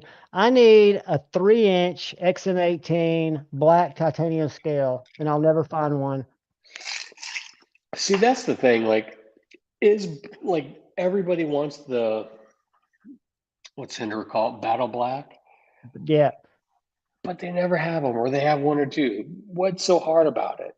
Is it harder than blue or bronze? There must, or they produce less of them, which I don't think that's the case. Just make Or maybe them. it's harder to match because it's kind of a natrix finish, right? It's a little bit Yeah. distressed. You know what? You want a black one? Just buy a stonewashed one or a. That's what A to Z did and had it finished and it matched perfectly.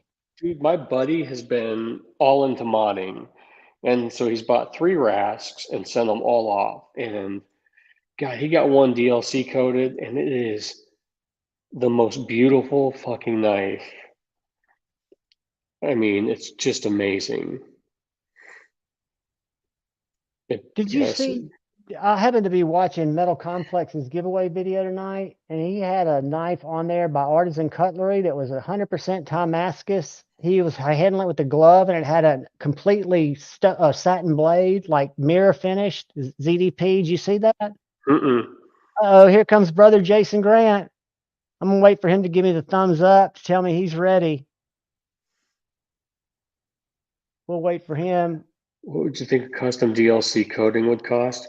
Dude, he had his RAS done for like $50. So Just show me your thumb when you're ready, brother. I'll see if I can find Here it. comes Jason Grant, guys. Bring up his Hi. What Hey, is what's up, up, my Jason? man? What's up? Can you hear me? I hear you great. Can you hear Okay. us? Yeah, I can. I'm sorry. I'm like new garage, new situation, you know? Hey, you're Been there. doing great. Hold on one second. Guys, go check out God, he doesn't have it on there? What a knucklehead. Here's his Rask that he had BGM put a hollow grind on. Go follow him. You can call me Half A. Oh my gosh. Yeah, that is, dude, it is so thin. So thin. BGM did a great job. But he's kind of found his niche in the knife world, you know. He buys something he likes, then mods it. I'm going to find you the t-shirts, Ab Taylor. Ab Taylor donated a killer knife to the channel. Ab Taylor, if y'all don't know him, he is my guitar player, or I was his guitar player for about 12 years. Taught each other to play guitar. He's the best man in my wedding. My best friend lives in Jackson, Tennessee. And I'm going to find you that shirt. He actually wears about 3 different ones that say the same thing.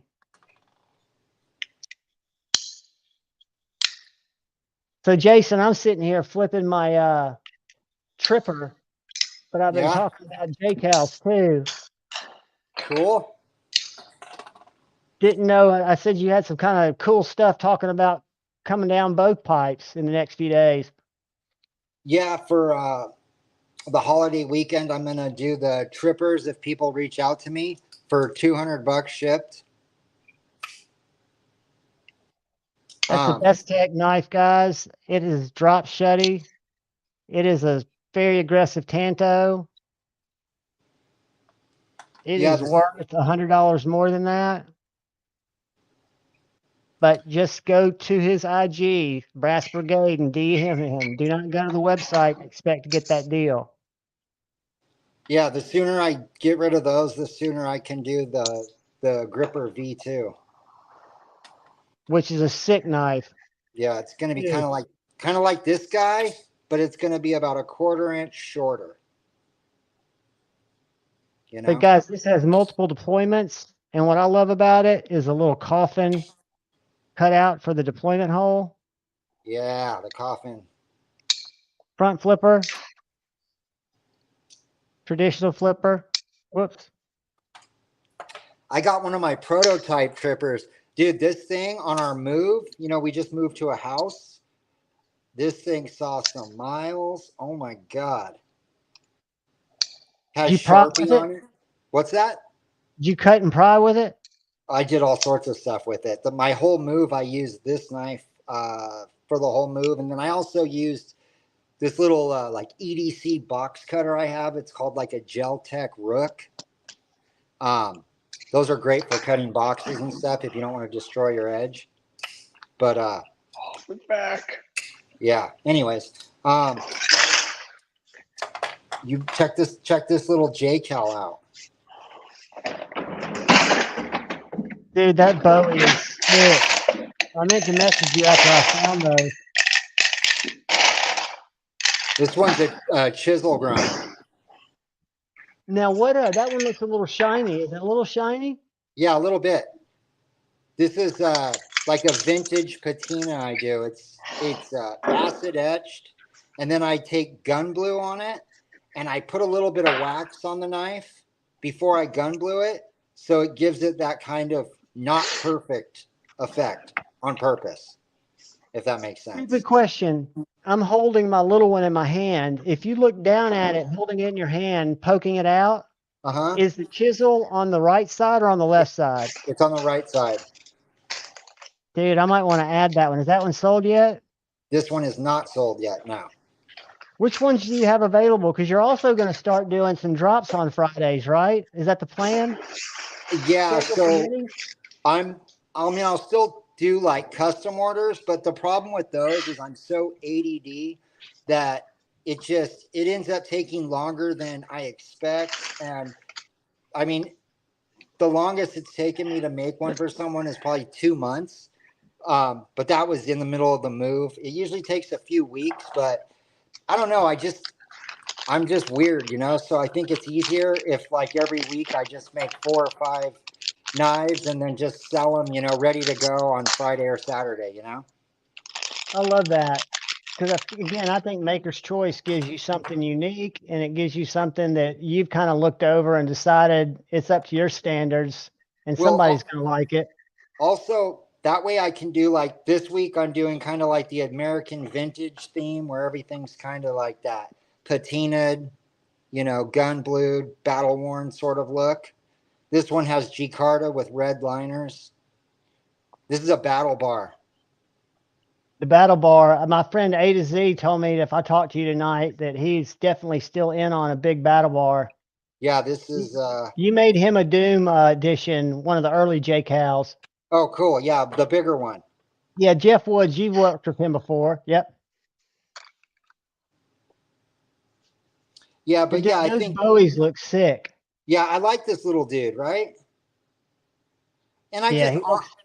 honestly, I just because I was just playing around with this blade shape, I just did a chisel grind because it was I mean, they're easier to do than a normal grind because you don't have to be symmetrical.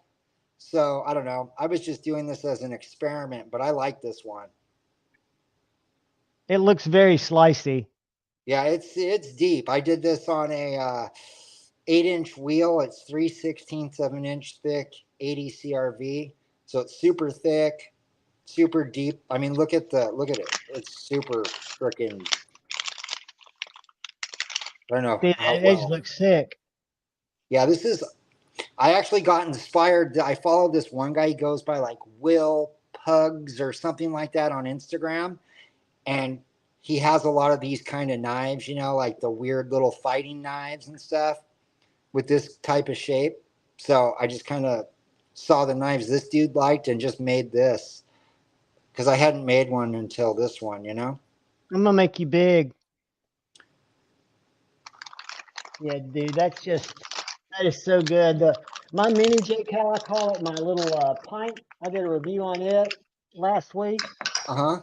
and I've been carrying this. And dude, I put an edge on it just using my little Feel Sharp sharpener. Yeah. I don't know, you probably can't see it, but it's this little guy right here.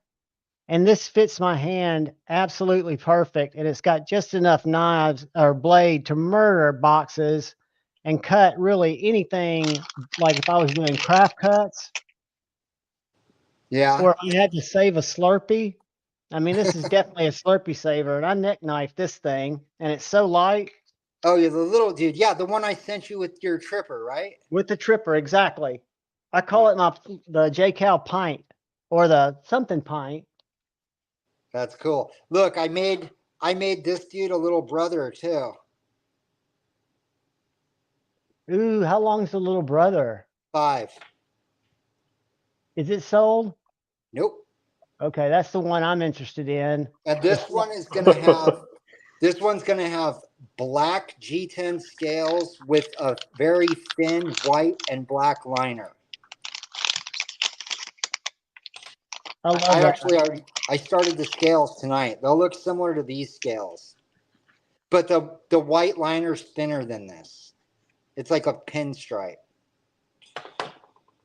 For people who haven't handled a J-Cal or held one, guys, the magic is not only in the design of the blade, but it's in the way it feels in your hand. And I don't care if it's for me, this would be considered a larger J-Cal, but this is probably a normal size J-Cal for most people, to the little, what I call my little mini pint. They Yeah, the fit neck your beard. hand like an absolute glove because of the way that choil's integrated into the handle and the way the back of that handle fits into the palm of your hand. It's just organic feeling. So the way I made yours. Oh, and by the way, the scales on all 3 of these knives, they haven't. I still have to polish them with my buffing wheel. I haven't done that yet because I got to get my buffing wheel out still. It's like one of the last things, but whatever. Um, yours is just a 6.5-inch J-cal like this, but I cut the back off about a little over 1/4 of an inch and I squared it out. And then I cut the blade off about 1/2 inch to get it that shorter, you know, but it still has that full 4-finger grip. Absolutely. Like, look at how much handle I have left. And I wear size large gloves. And it fits my hand perfectly. That's 4 fingers for me. Yeah, I actually prefer them without the sharpening choil because it gives you an extra 1/4 inch of, you know, usable edge. But that does look pretty fucking wicked. The crescent moon choils. Sharpening And tell choils. these guys that you do that shit by fucking eye. That's what blows me away. That you don't have templates and shit that sets up your. No, I do everything. I don't even set a center line. And speaking of centered, can you see how centered that is? I don't know if you can see it, but it's dead nuts. Better watch out. I think Kevin's trademarked that. Yeah. Yeah. Right. Happy Friday, Zach. Dude, that's just, you're doing it by eye. And just yeah. Yeah, I have a weird way to make the way I do my center lines when I do knives is a lot of guys use these little they're like, it's hard to explain. It's like a little scribe, and they, you know, measure it all out and they put these little, they call them railroad track lines. They're center lines that they grind to when they're doing the edge. And I just grab the knife and take a Sharpie and freehand a center line down the middle, and that's what I go off of. Amazing. And they come out just fantastic. I mean, that's what a custom knife's about. I mean, it's about being handcrafted, right? It's about being unique in its own way. I just go like that. I take a Sharpie and I hold it. And I go like that on one side, like that on the other. And then I just grind to the center of the 2 Sharpie lines. I usually do them a little bit darker, but whatever. That's how I do it. That fast. Yeah, but you've been tattooing for 30 years. So I think somehow, I don't know how, but somehow your skill set transfers over to where you've got, because you're coming up on your year of making these little knives. I think it's just at about a year. 1 year this month coming up. Yeah, I got my grinder this, the beginning of August last year and started using it, I believe, like in the beginning of September. So almost a year. That's amazing, dude. You've come a long way. And the first little knife I bought from you, that little, you called it a throwaway. Yeah, my throwaway. Impressive. Look, here's a knife. I actually got this out to show you. This is one I made. I know it's ugly. It's not really. No, it's not. It looks like it's got a pry bar on the handle. It does, yeah. One side's a pry bar, one side's a knife. It looks like a coffin. See? Dude, that is wicked. That is a Slurpee saver if you've ever seen one. Has the Mi Vida Loca dots on it. My crazy life. See them? Boom, boom, boom. Now, what do those mean? I noticed those right off, but what are those dots called? Mi Vida Loca. My crazy life. Very cool. Some gangster shit. I got to keep it fucking OG. Dude, is that available? Yeah. Dude, this thing's been sitting in my toolbox since I got it out when I moved. I found it when I moved. It's pretty sleazy. Oh, look, see how how's the pinstripe white and black? Yes, but that's how the scales are going to be on this little dude. Guys, one of the reasons Jason's is on here is not just to talk about his Friday drops, but this is kind of his first, the ones that are still available. I think he dropped them around lunchtime, or he might be dropping them tonight, but these are available if you guys want to DM him and check on any of these. If any of them strike your fancy. I just have to polish the handles, but that takes like 5 minutes. So they'll be a little shinier is what I'm saying. I personally, if it was me, I would just leave them like this because I like the more worn look, but that's just me. Yeah, if you polish them, they'll get worn eventually. Yes, correct. But dude, look how nasty this fucking XLJ cal is. Dude, that Check thing out this looks great. jimping. And that again, you do it just by eye, right? In a Yeah, file. I don't use a file guide. I don't use any markings. I just go for it. This I did That with makes that much more cool. This is all done with the chainsaw file, and then some fancy file I got from Germany to make this tighter jumps right here. That's just strong, dude. How long is that blade? About 3 inches, 3.5? That's a good question, my man. Let's see.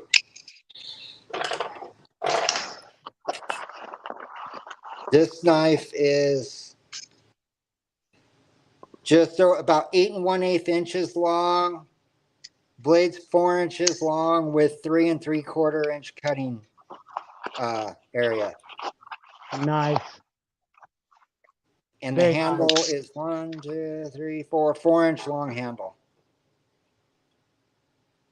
That is sweet, dude.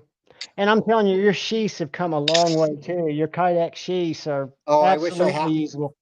I don't have one now, but yeah, now I'm doing where they have a cutout in them, so you don't have to take your blade out. Where you can like cut. Like I thought of it for when I cut the tags off my kids' shirts.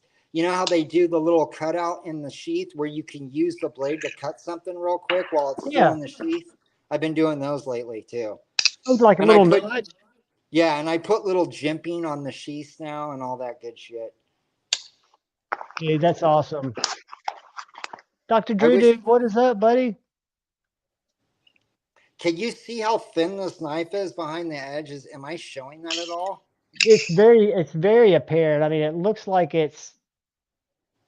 what is that? I mean, have you measured that behind the edge? It's about 13 thousandths behind the edge. And tall? Oh my God, look at it. Yeah, I did this on a 12-inch contact wheel. Just outstanding. And it looks like the handle would be just super comfortable. It looks a little bit wider, like it's about 5, maybe 0.63 inches. Oh yeah, it's definitely a full sizer. I even got jimping on the back for the fucking attitude adjuster right here. I love it. And and also for your thumb. In case you want to go Rambo.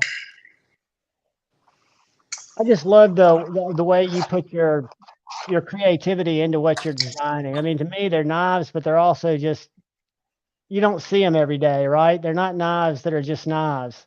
Not that there's anything against knives that are just knives. I think that is a awesome looking tool. Yeah, this is I also used a battle bar when I moved too. I actually sold it. But yeah, they come in handy. I used it for the paint cans because we're doing some remodeling, but yeah, these come in handy. They do. And then you have that, I don't know, I've never measured how much edge we have on this. So you got a little over 2.5 inches of usable edge right here. It's just a deep hollow chisel, right? What's that? Yeah, It's just a deep hollow chisel. Yeah, and that way I did that, so so it's still a totally usable pry bar. Absolutely. Right? Makes sense. It's also good for scraping shit. Which is what we mainly use them for, scraping shit. I do. Yeah. Yeah, this one's cool. I don't know. I'm starting to like the Gicarda stuff. I wasn't a big fan of it at first. I had some people ask me to make some knives for them with it, but I like it. Let me throw a cheesy idea out there, and it is a cheesy idea because I've seen it in my Fast Pack, and I think that's the only knife I've seen it in. And they do it in the tang, but I wonder if you could do it in the handle, or I wonder if it'd even be worth doing a little 1/4-inch bit driver insert. It wouldn't have to have a magnet really or anything. Oh, I know what you're talking about. Well, yeah. So funny you asked. The company I go to Waterjet Knives. And I was thinking about the battle bar. Yeah. Yeah. I've thought about that already, and it wouldn't be hard to add a magnet if you put it in the back. I know how to do it. You could add a magnet to hold your bits if you wanted. Well, I just wonder if people would look at that as one more tool that it has, right? You know, I Right. wouldn't have to have a place to hold bits because most of us, before you joined, I was showing the County Comm website where I buy a lot of my little titanium tinker stuff. And I've got a little sliding box that's a filled box that I keep my bits in for when I take them out on my pack, right? Right. So on the battle bars, another thing I don't think people know, but I can add a dingleberry fucking hole For if you a want it. bearded doom, a doodad. Yeah. See that's cut for a lanyard. Yep. But anyways, I was thinking about turning that into the bit driver hole. I think that would be cool. Now, again, I don't know what everybody else thinks, but I think if you've got it on there, you Right. don't have to use it. But if you do, it's a great thing to have if you're looking for something to undo Well, a it'd be screw. easy to do the magnet thing too, because you just have the scale on one side, cover it, and then you inset a magnet in one of the scales. And then when you flip it over, this side would be the bit driver, and you'd have the magnet in your scale, and then you can use it for a little bit driver. It'd be super easy, dude. Dude, I just think that's such a cool. I think you can just do so much with that. Is that the mini or is that your full size? This is one of the original, my first J-Cals, but I just take them and I cut the end off. The original J-Cal looked like this. This one I'm about to chop down and make it a super wicked. I don't even know what kind of blade shape that is. Do you see what I It looks drew like a on there? Pakal almost, or what do you Yeah. call that? Kukri? Yeah, this one's going to have like the double finger choil. I'm going to cut out the sharpening choil and make a double finger choil on this one. Oh, dude, that just looks sick too. Yeah, this one's going to be nasty. This one's going to be for me, but I'll end up selling it to someone that wants it for sure. Every time I make a knife for me, I end up selling it. Well, you're basically testing the design too when you're using it, I would think. Absolutely, yeah.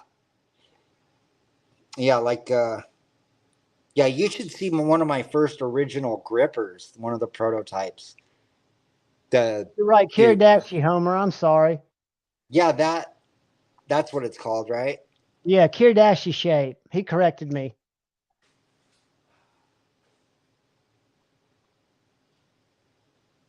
But dude, I've got my gripper out too, but it's one of my favorites. I know they're not available. But guys, I would really get in on the tripper if you've thought about it. And again, it's about the same size. It looks small in my hand because it's thin, like a gentleman's knife, but it's the same length as a little thimble. Yeah, they're a little small, but that's They're why I not made it. small. I think it's a good size knife. Let's do this. Let's go. If I can get them to line up there, choil to choil. The nimble might have a tiny bit of length on it, maybe a 1/4 inch. Yeah. But this little guy is stealth. I call it the gripper's angry little cousin because Yes. it's got such an angry tonto. That's why I made it. Because the gripper was kind of a big knife, so I wanted to kind of do like the opposite, right? Like something small. And now the next one will be in between the two. You got excellent access to the lock bar.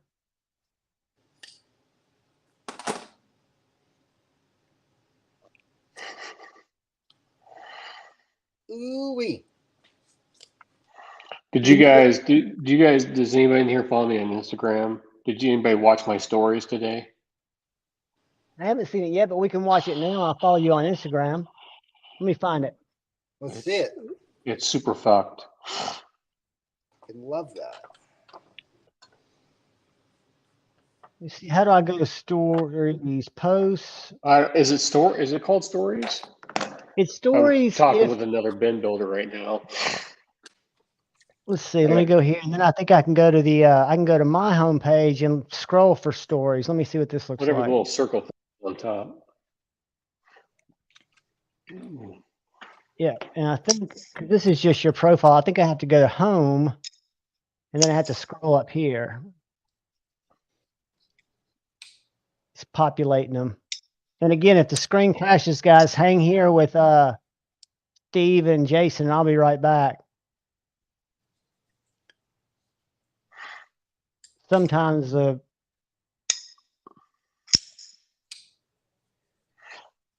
the YouTube gods get me.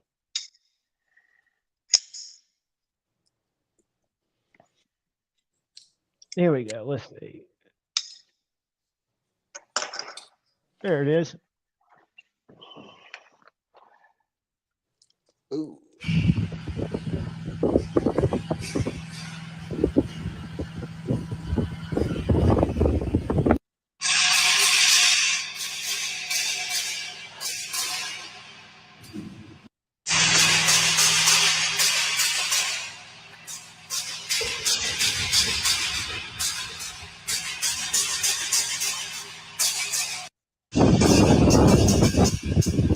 Listen to that wind. Yeah, it was brutal.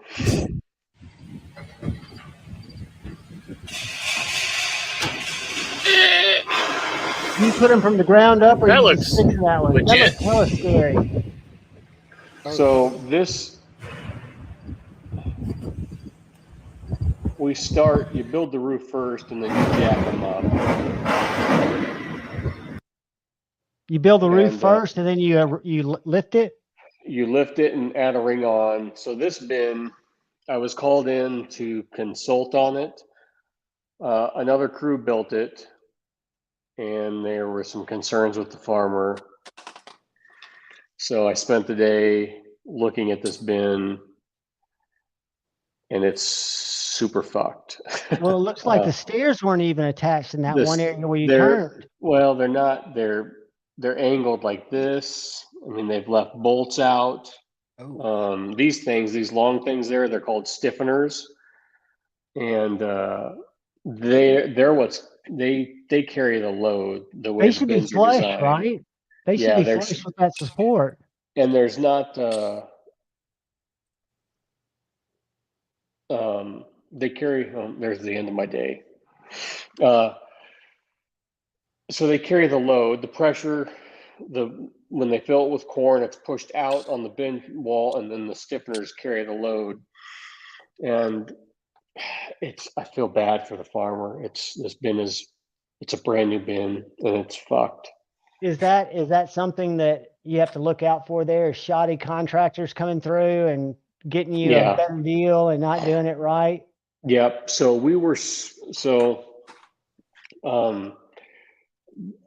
I had been contacted about building this bin, and we're so busy. It's like you can't call me. Like I book out in January, and so you can't call me they called me in July. No, wait, when did I go? And they called me the 1st of August, and I was like, I can't do it. So they found someone else. They just got it done.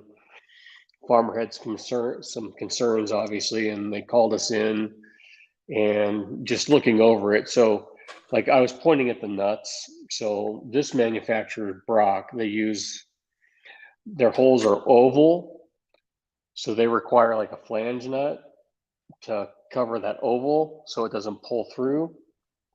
And those guys use just regular nuts all the way up. I mean, the roof is done wrong. There's so much wrong with it. Every time I look at it, I was finding more stuff wrong.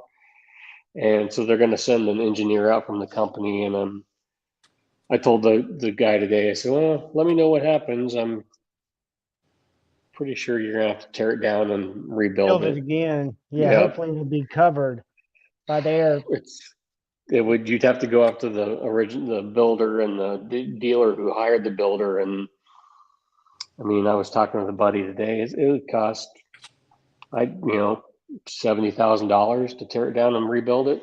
Is it to put one of those up, a big one like that? And I don't even know if that's a big one. Is that a $50,000 grain bin? It's about. The grain bin itself. The grain bin itself, with labor and concrete. So I don't do any, like, someone comes in, they make the concrete, they build the concrete or pour the pad. We come in and we just literally build it. That's all we do. We shoot it up, anchor it, put the floor in, and we build by the weight. So I just got done with one that's just a little bit bigger. This was a 56-foot diameter, 18 ring, and I just built a 60 diameter 22 ring that I'll bill, I think it was around $46,000 to build. So guessing the weight, it's 4 rings shorter, 6 feet smaller, and so you're probably $35,000 to build it, and then so tear it down. For the same price, we'd tear it down and then rebuild it. So that poor farmer, they're not going to harvest is coming up. He's not going to be able to use it. He can't fill it, can't use it. It's just a lot of money, and he probably, like I said, he probably paid $200 and some thousand just for the bin. Just to get it done. Was that Santa on a flamingo? Yes, that was Santa on a flamingo. I thought it was Santa, but I couldn't tell what it was riding. It's actually a gnome. Holding a cat? Oh no, riding a. Oh, that's a llama. I love it. Yeah. Housewarming present from the Beard of Doom. Bod. I missed his brake stuff today. I've got to go back and watch that. He took apart one of his Chapman Lake knives. It's about a 14-minute video, which makes me wonder if he got frustrated and had to stop short. Oh. Well, hey, also, yeah, if those trippers, $200 if you want them for this weekend.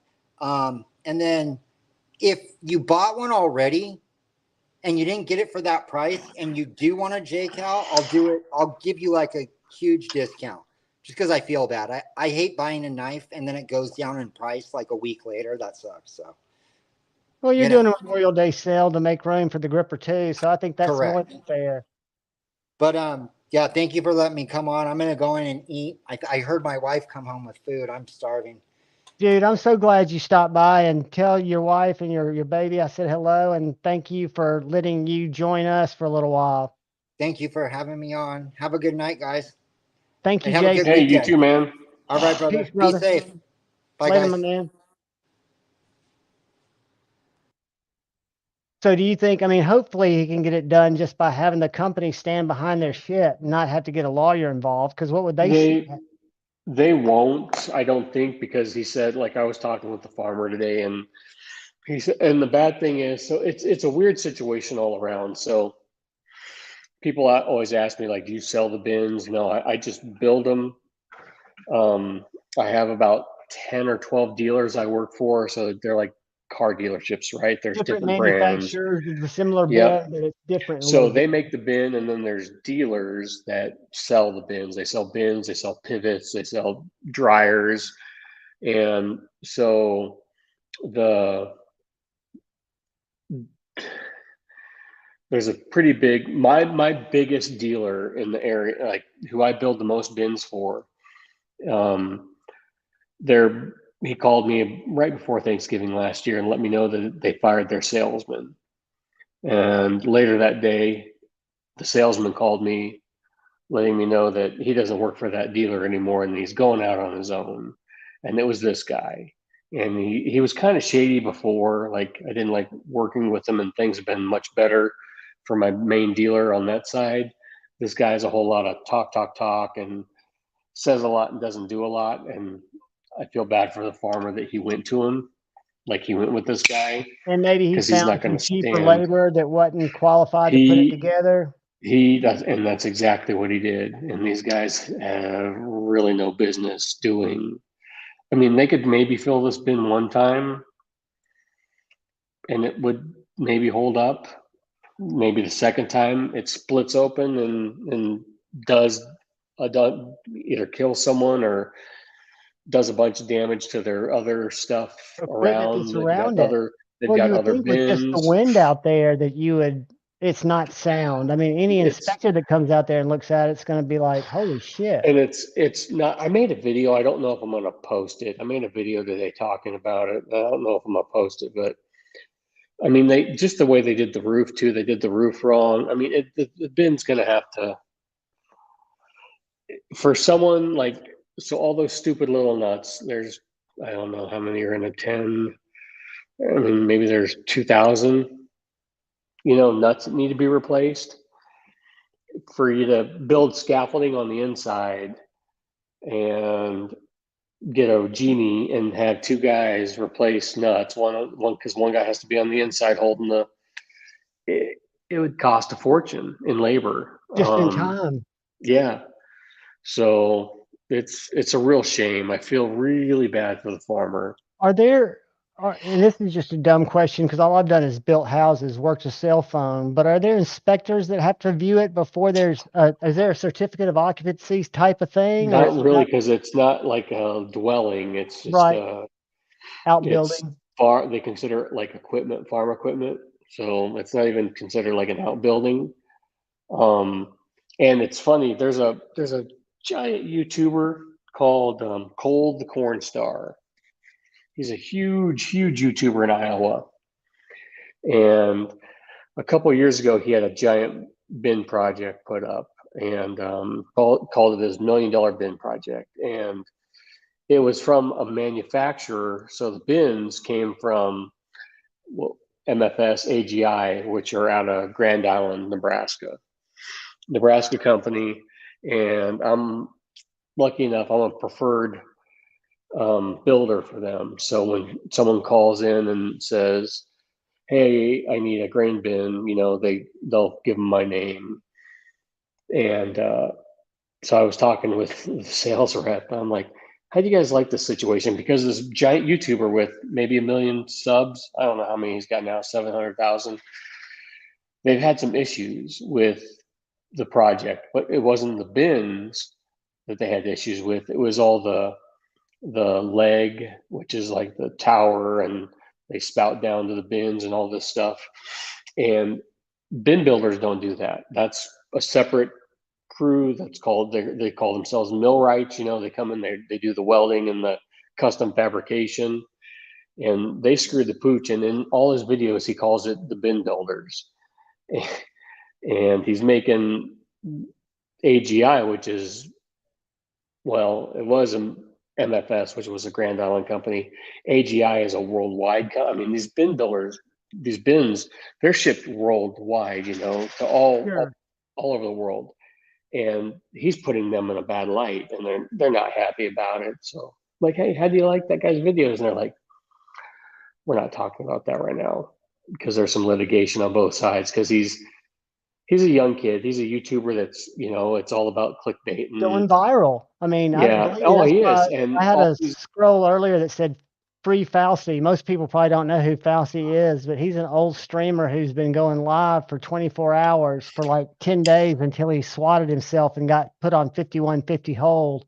But it's great. It's great TV. I mean, it's yeah, on YouTube, but he's been doing it on Kick. and that's But the thing. do you have a Yeah. website for your business? I Yeah. don't. We're, like, I started to get one built a couple years ago, and I'm, I'm so busy now. I need to hire more guys. But if I do, like, I need to start like a second crew, but like, that's part of the problem. Like, I need to be there because like you need to see this stuff. So stuff like Good that night, doesn't Kevin. Make happen. sure you enter both contests, buddy, because I'll let you hold on. If you win, you don't have to be here. I'm sorry, buddy. Go ahead. So, oh no, it's good. And I feel I'm grateful. Like one of my guys has been doing it 12 years, and they're all like, we came into the site today and they're all pointing out, like, they're so meticulous. Like sometimes something might take a little longer, but I know it's because they're doing it right. Because it's all about, time is money. It's all about, these guys make good money, and we, I got to make a certain amount of money a day to keep this machine rolling, and sometimes everything kind of slows down. But I know it's for a reason. They're taking their time. So something, it's like measure twice, cut And once. prevent a callback. Prevent Yeah, wasted time down the road. prevent, like, because if I screw something up, I got to pay for it. And you got to You drive a know, lot of times, a long yeah, way. we drive. Yeah, we're in 1, 2, 3, 6, 7 states I travel to. So, And the only reason I was asking, because I would think you could tastefully use that video either on your social media or on anything that, even it's your YouTube channel, where you can just direct people who are thinking about it what to look for. You know, you're yeah, not saying look for me, but this is something that I found when consulting that we would never that's a good do. idea because there are some fly by night crews out there, man, and And it's don't you or think it's that farmer or somebody like that farmer is going to be Googling? YouTube's the second largest search engine owned by Google. Those videos get seen from people outside of YouTube because they're looking for it. And I would think every yeah, farmer looks for stuff like that. And that's something that could save somebody grief, whether they turn to you or not. And typically, yeah, that makes you a trusted authority in the space. And they think, well, I might as well call this guy and see what he thinks. yeah. I mean, I was lucky enough to learn like my father-in-law how much, even though like he's a giant pain in the ass sometimes, he's been in the industry 50 years and taught me everything, you know. So, and helped companies design roofs, and he's really like an authority, and he's retired and he's 74 years old, but it was nice to have that background. And you know, the attention to it's about attention to detail on something like this, because at the end of the day, like, yeah, I make good money, but if I do something wrong like this and the bin falls down, they're going to come after me. You know, I'm the one that put it up. If it fails, it's my fault. Right. You have that And ownership, pride yeah, too. yeah. So it it was a bad, you know, it's a farmer and his two sons, and I'm like, God, guys, I'm sorry. You know, here's, you know, you called me out here. Here's my opinion, and yeah, you're probably gonna have a engineer from the company come out, and they're probably gonna tell you to tear it down. And that just, could you imagine like your new house? Oh, something's not right. You're gonna have to tear everything down and start over. You Dude, know? we ran into a situation. This was 15, no, 25 years ago when we were building houses where we had an engineer who designed his plans, and he had an area in his great room that he wanted to span, and we told him he couldn't span it. We couldn't get approval. And he said, well, I'll do a variance. He was just a very arrogant engineer. We are like, look, there's not a beam that you can get an LVL that long. He's like, I'm not worried about it, you know, just do it. And so Jimmy, the guy who was running the company at the time, did it, which he shouldn't have done it. And it ended up, the guy about 2 years later took us to court and sued and won. So always do things right, regardless of what clients think they want, is the Oh yeah, end of that story. yeah. It's just, and when it's, you know, oh man, it's just a bad. And you feel for people like that because you know that they don't have it in their budget to do anything different.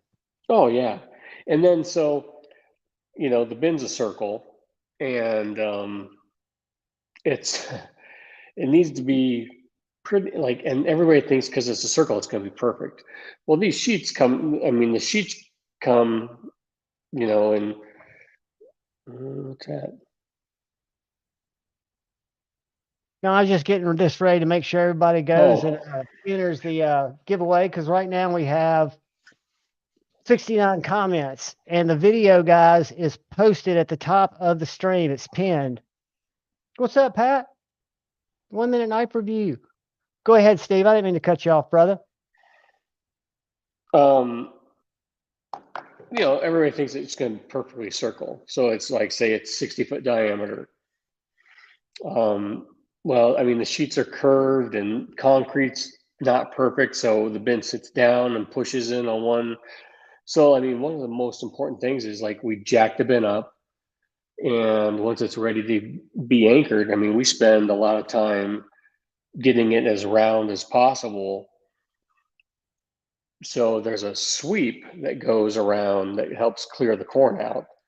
Well, if that bin's not round, that sweep's going to hit the wall and not And go clink. around. And this bin was 5 inches out of round. That's huge. Like I mean, the most we'll let a bin be, like if I'm measuring you know, it's like an inch, inch and a quarter. We try and get it to an inch, inch and a quarter Would of be its considered tolerance. actual diameter. If you're doing that, you're doing really good. 5 inches, it's not going to go around. And I was like, oh my God. And the farmer's like, how can it be fixed? And the way they drilled it, you can pull like I mean, you're hooking on to pickup trucks and heavy equipment when we're getting these round and using come-alongs to pull and tweak it. Well, this bin already been there. I'm like, oh, this has to come off. The anchor's got to be cut. We got to pull it out. And he's like, well, how much to do that? And I'm like, just, you know, I'll do it for free. I feel so bad. I feel so bad. I used my equipment, my anchor, my epoxy, my guys I just felt so bad for the guy. It's just like, Hey man, but that's called paying it forward. Hopefully that'll yeah, come back. You know, we yeah, know a lot of times it doesn't, but doing something outside of what's called for the yeah. right reason probably made you feel good about it. I mean, you feel so bad because like it's, you know, like it's a dad and his two sons, and this is their first new bin. Like A it's their lot first riding new on that. bin. Yeah, a Yeah, lot it's riding it's on their that. first new bin in 30 years, you know. It's like, oh, Fedman EDC, make sure you go to the link that's pinned up at the top of the giveaway and enter a comment if you hadn't yet, because we're about to run a giveaway in about 5 minutes for the subscribers for this 14 or 154 CM Kaiser Sheepdog Flicker, not Flipper. It doesn't have a Yankee Yank, but it's a good one. Zach, I'm glad you're here, buddy. I always appreciate it when Zach shows up. I quoted you on MC's live tonight. who, Zach? DSFS. Well, he was I gave MC a little super chat because he had I forget what he did. He did something for somebody. And I told it, he said something about it feels good giving away knives, you know, better than even getting them. And I was like, truth. And then I would hashtag DSKFS, and he was like, every day, you know, so I know he knows what that means. He's seen it.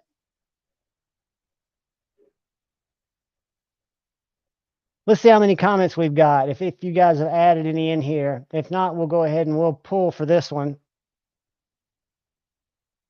And then I'll post the members giveaway. All right, we're up to 78 comments, so I'm gonna give you all a few more minutes.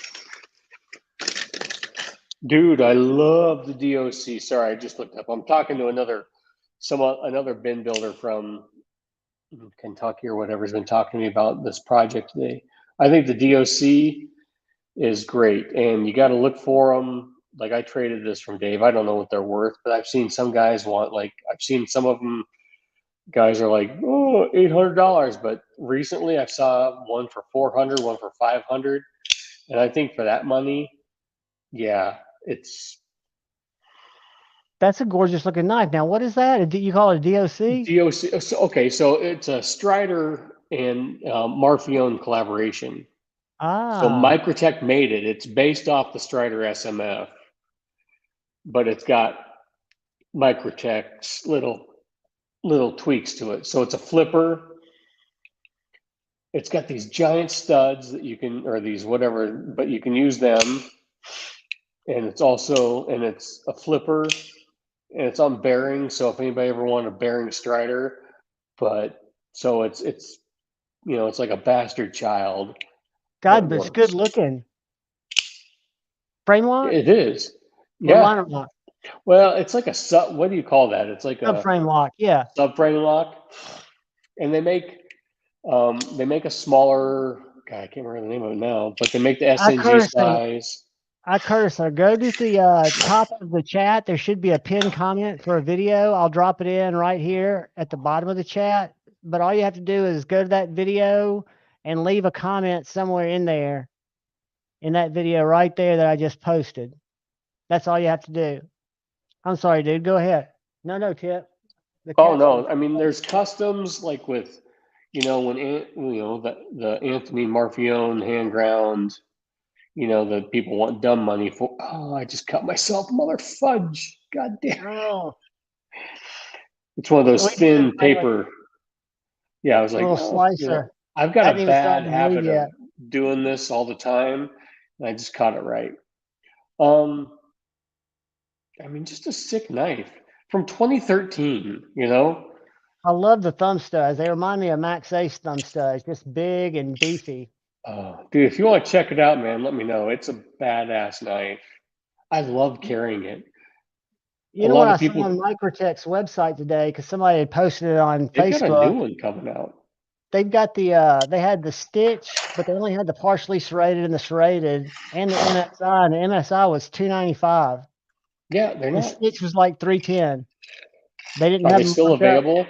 God, I keep. The MSIs were as of before the stream started, and there were some partially serrated stitches, but no smooth stitches. Hold on. Demonoc, are you at USN? You suck. Oh man, I'd love to be out there. Now, what's kind of the story of that show? Is that just a gathering of some of the builders that are more prestigious? It's called the Usual Suspects Network. So it was a Facebook group or something. I'm in the new Facebook group, and I'm on an email list, and it's kind of cool. Like I've got the entire history of Strider that someone sent out from the old one, but it's, as far as I can tell, it was like a, I don't know, just like an old school Facebook group.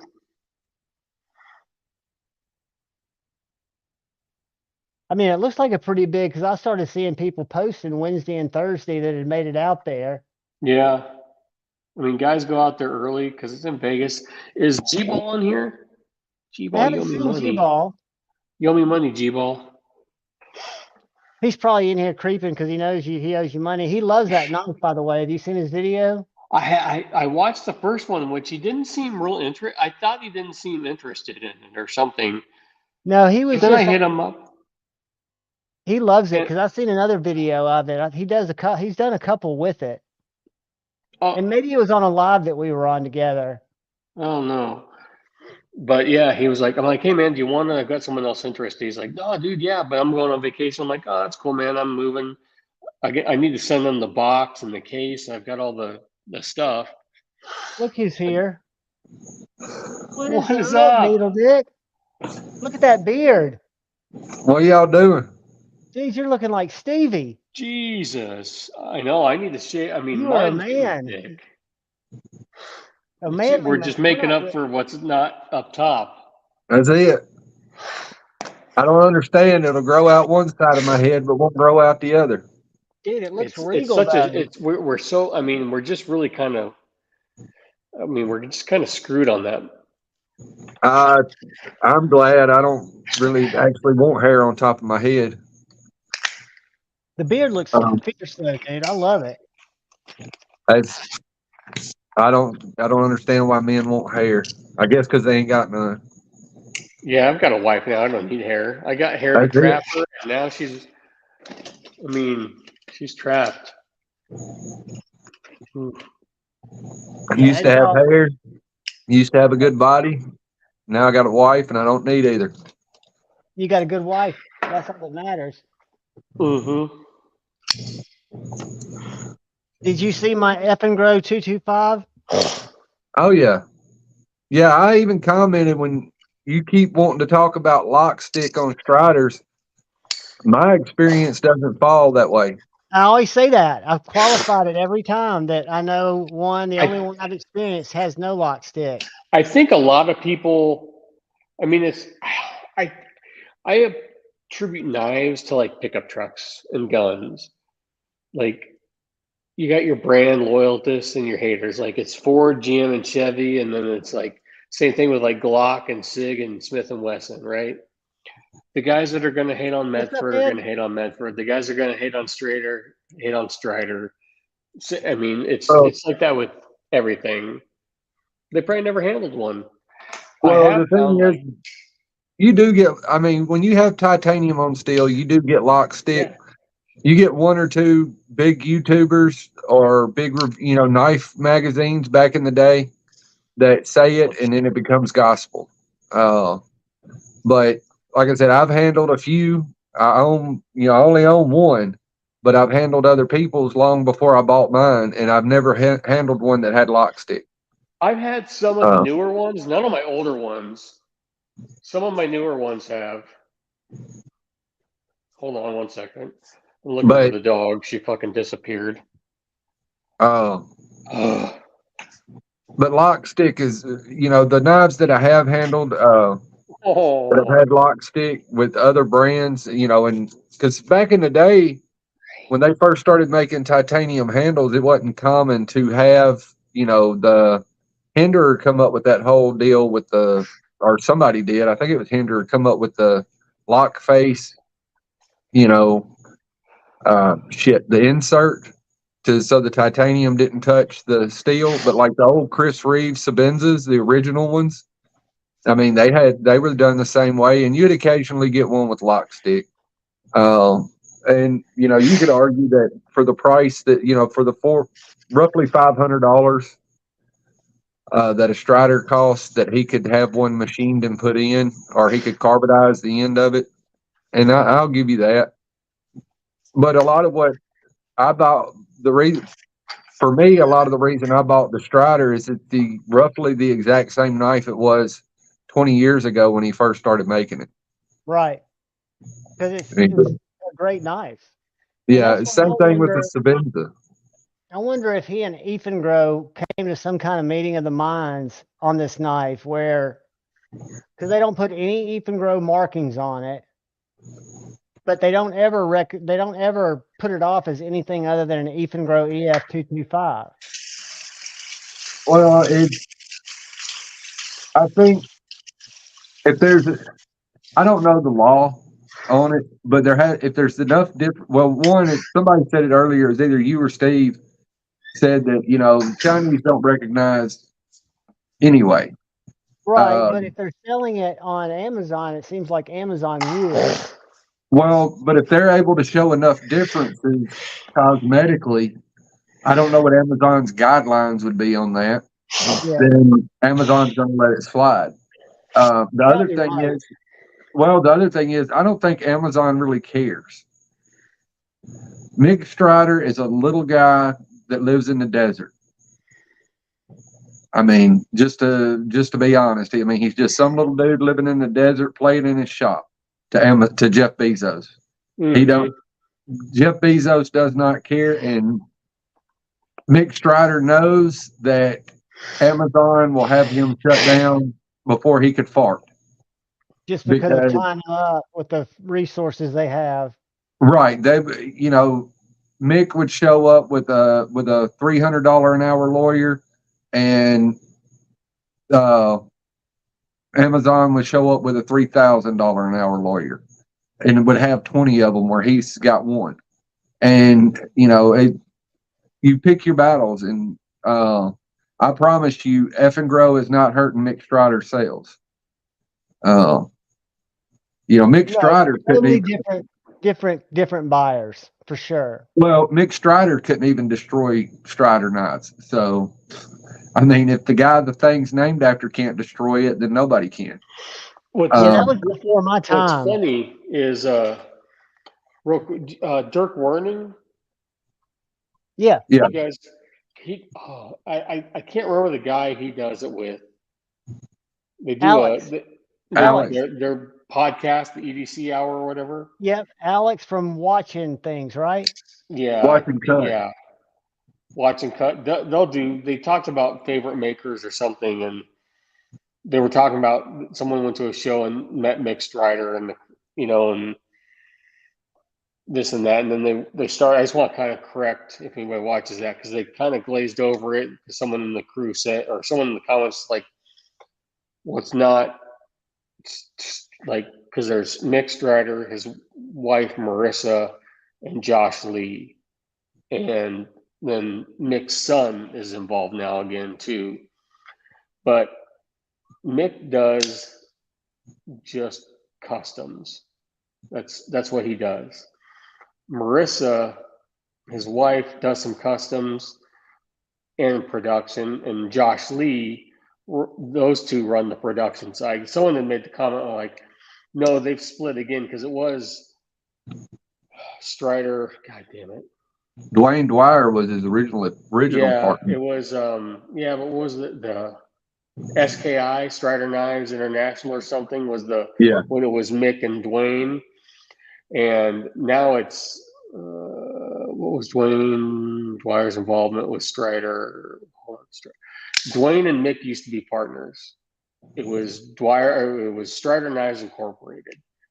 And even then, they had their own knives. Like, there were still, like, you can get old Striders from the Mick and Strider, or from the Strider and Dwyer days, and you can get old Dwyers that look like this. And Dwyer used to make an SMF, and it always had the scale was just a little bit different in the blade, and it would say Dwyer on it. And now Dwyer does his own thing, and he doesn't make SMFs and SNGs. He makes the same size knife, and it's called the BBN L and the BBN Medium. So yeah, they still, they kind of went their separate ways and still do their own thing, making the same knives. So it's a lot. I mean, it is a lot to figure out. There's a lot of history there. Well, I mean, they've been around. They've been small makers / big deals for 25 years now, roughly. And I don't know exactly. I mean, I don't know so they've had a lot of time to, to create, and, some of it was created bullshit, because people get to talking, running their mouth, and, when you become famous, you can't say shit that you're not, and you can't do stupid shit. Yeah, because I mean, they figure it out. It'll come back to haunt you. I mean, that's the reason I don't understand why people like Todd and whatever the Chrisleys, they go on national television and start this show, and the entire time they're embezzling money and tax evaders and evading taxes, and it's like you're doing multi-million-dollar real estate deals, but you're embezzling money and not paying taxes. And I don't understand why you would do that. Same thing with Willie Nelson, and Wesley Snipes. They went all those years making millions upon millions of dollars and not paying taxes. It's like, what are you thinking? I think Willie. Yeah. I give Dwayne a pass because he had people, and he's paid restitution, but I do think he was just kind of out of it, thinking people were taking care of that shit for him. I don't think he was thinking he was going to get away with it. I think Willie's just like, okay. Well, so here's a Dwyer. But I agree, it's the same thing. It's bad. Tippy, you're driving me nuts. I like Dwyer's knives. His profile and his, variation of the. It's very comfortable. I mean, the Strider is comfortable. Ooh, I'll cut myself on that. And this I got. We got 18 comments, guys. I'm getting ready to run it. Who bought it brand new, and it sat in a safe, and he sold it to me, and I got it, and I mean, the lock stick was so bad I couldn't disengage the lock. I had to get something in there and pry it. So I contacted Dwayne, sent it in, and I didn't realize Dwayne kind of has a bad reputation. A lot of guys are upset because supposedly he's had knives for years. This one was gone. I mean, this one was gone like 5 months. It took 5 months, and he got it back to me. This the intent. 01. Communication was good. A lot of guys are really kind of down on him for, like I said, like knives that have been sent in for warranty work and never been returned. My experience was good. Well, 5 months to me is ridiculous for something that probably took him 20 minutes. Yeah. Yeah. My thing with it is, and I'm not trying to say it's okay or justify it, but apparently because I'm not into the custom knife world, I'm not. Part of me would like to be, but I'm not. But anyway, that's something I've heard I've always heard that. From That him. that once you buy the knife, if you do, it doesn't matter if it's a piece of horse shit painted gold. You're just stuck with that piece of horse shit painted gold. Because if you send it back, it may be years before you get it back. If you even get it back. You know, because they don't, apparently knife makers are notorious for not providing, good customer service. I mean, Yeah, I think that's more the norm than the, what would you call it, the exception from what I've heard. Even good knife makers or knife designers. Well, you find that the ones who do, the better the customer service, the bigger the lines standing outside at Blade Show.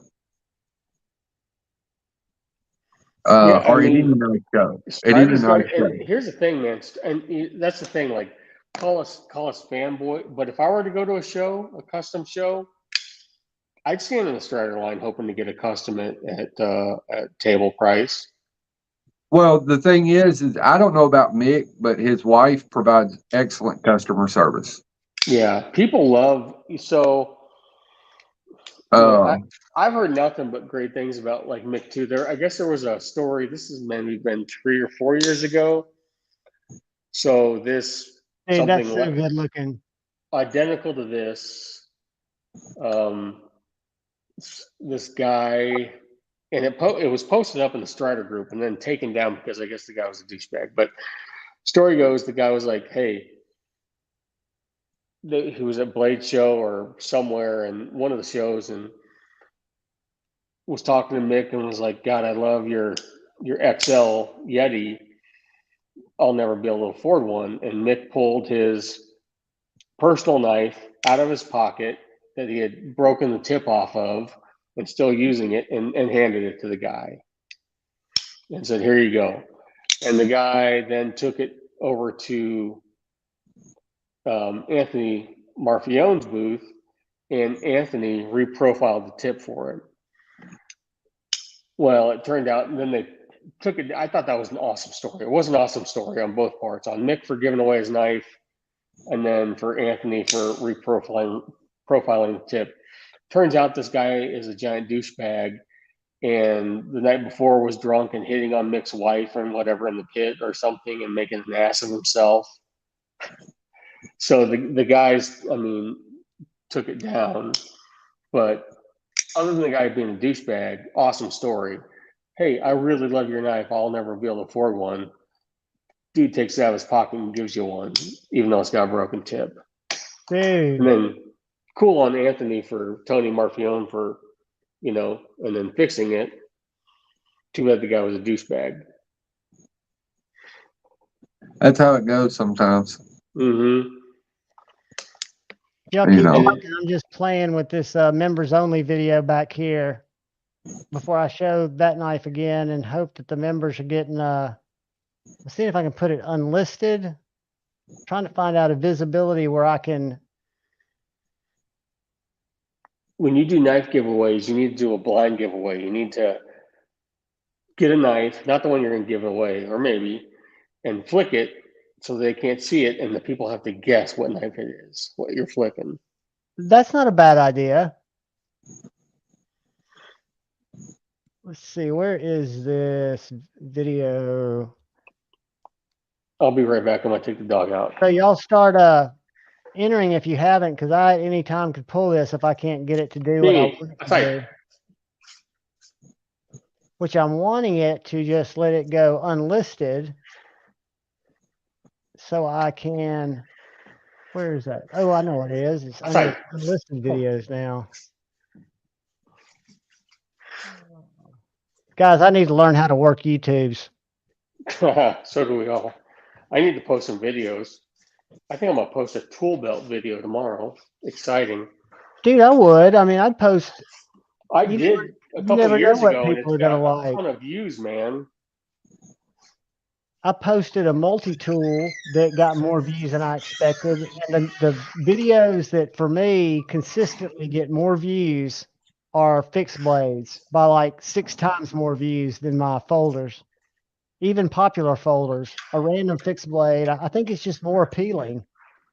Well, you pull in the bush. I'm willing to bet you what it is to get more views is you pull in the bushcraft crowd and kind of survivalist crowd. You probably pull in some of those folks Very possible. Very because possible. there's a lot of bushcrafter. You covering those mini customs, mini semi customs. There's a lot in the bushcraft community, that carry 2 knives. They got their camp knife, which will be a mini, a miniature knife, and then they'll have their primary knife, that they use for splitting wood or making steaks or something of that nature. That'll be a bigger knife, and so they're always on the hunt. Most of them are 2 knife guys, and you could be pulling in your ultralight backpackers. I mean, when you cover mini fixed blades like you do, you're opening up a lot of possibilities with pulling in other viewers. Yeah, I agree. I mean, I think it's helped. That and shorts have helped my subscriber count, I think, as much as anything. Because Let's say, still 90% of people that watch my videos have never seen them before. They're new users. What's funny is I absolutely hate shorts.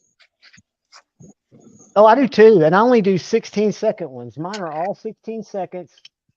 And the ones that always get over 2,000 are me opening a fixed blade under my little thing, showing both sides of it, and then closing it up and setting it down. I'll do that for, 5 seconds, 10 seconds, and then I'll close it up, set it down. And then when I wake up the next morning, it's got 2,400 views. And then every flipper is getting like 100.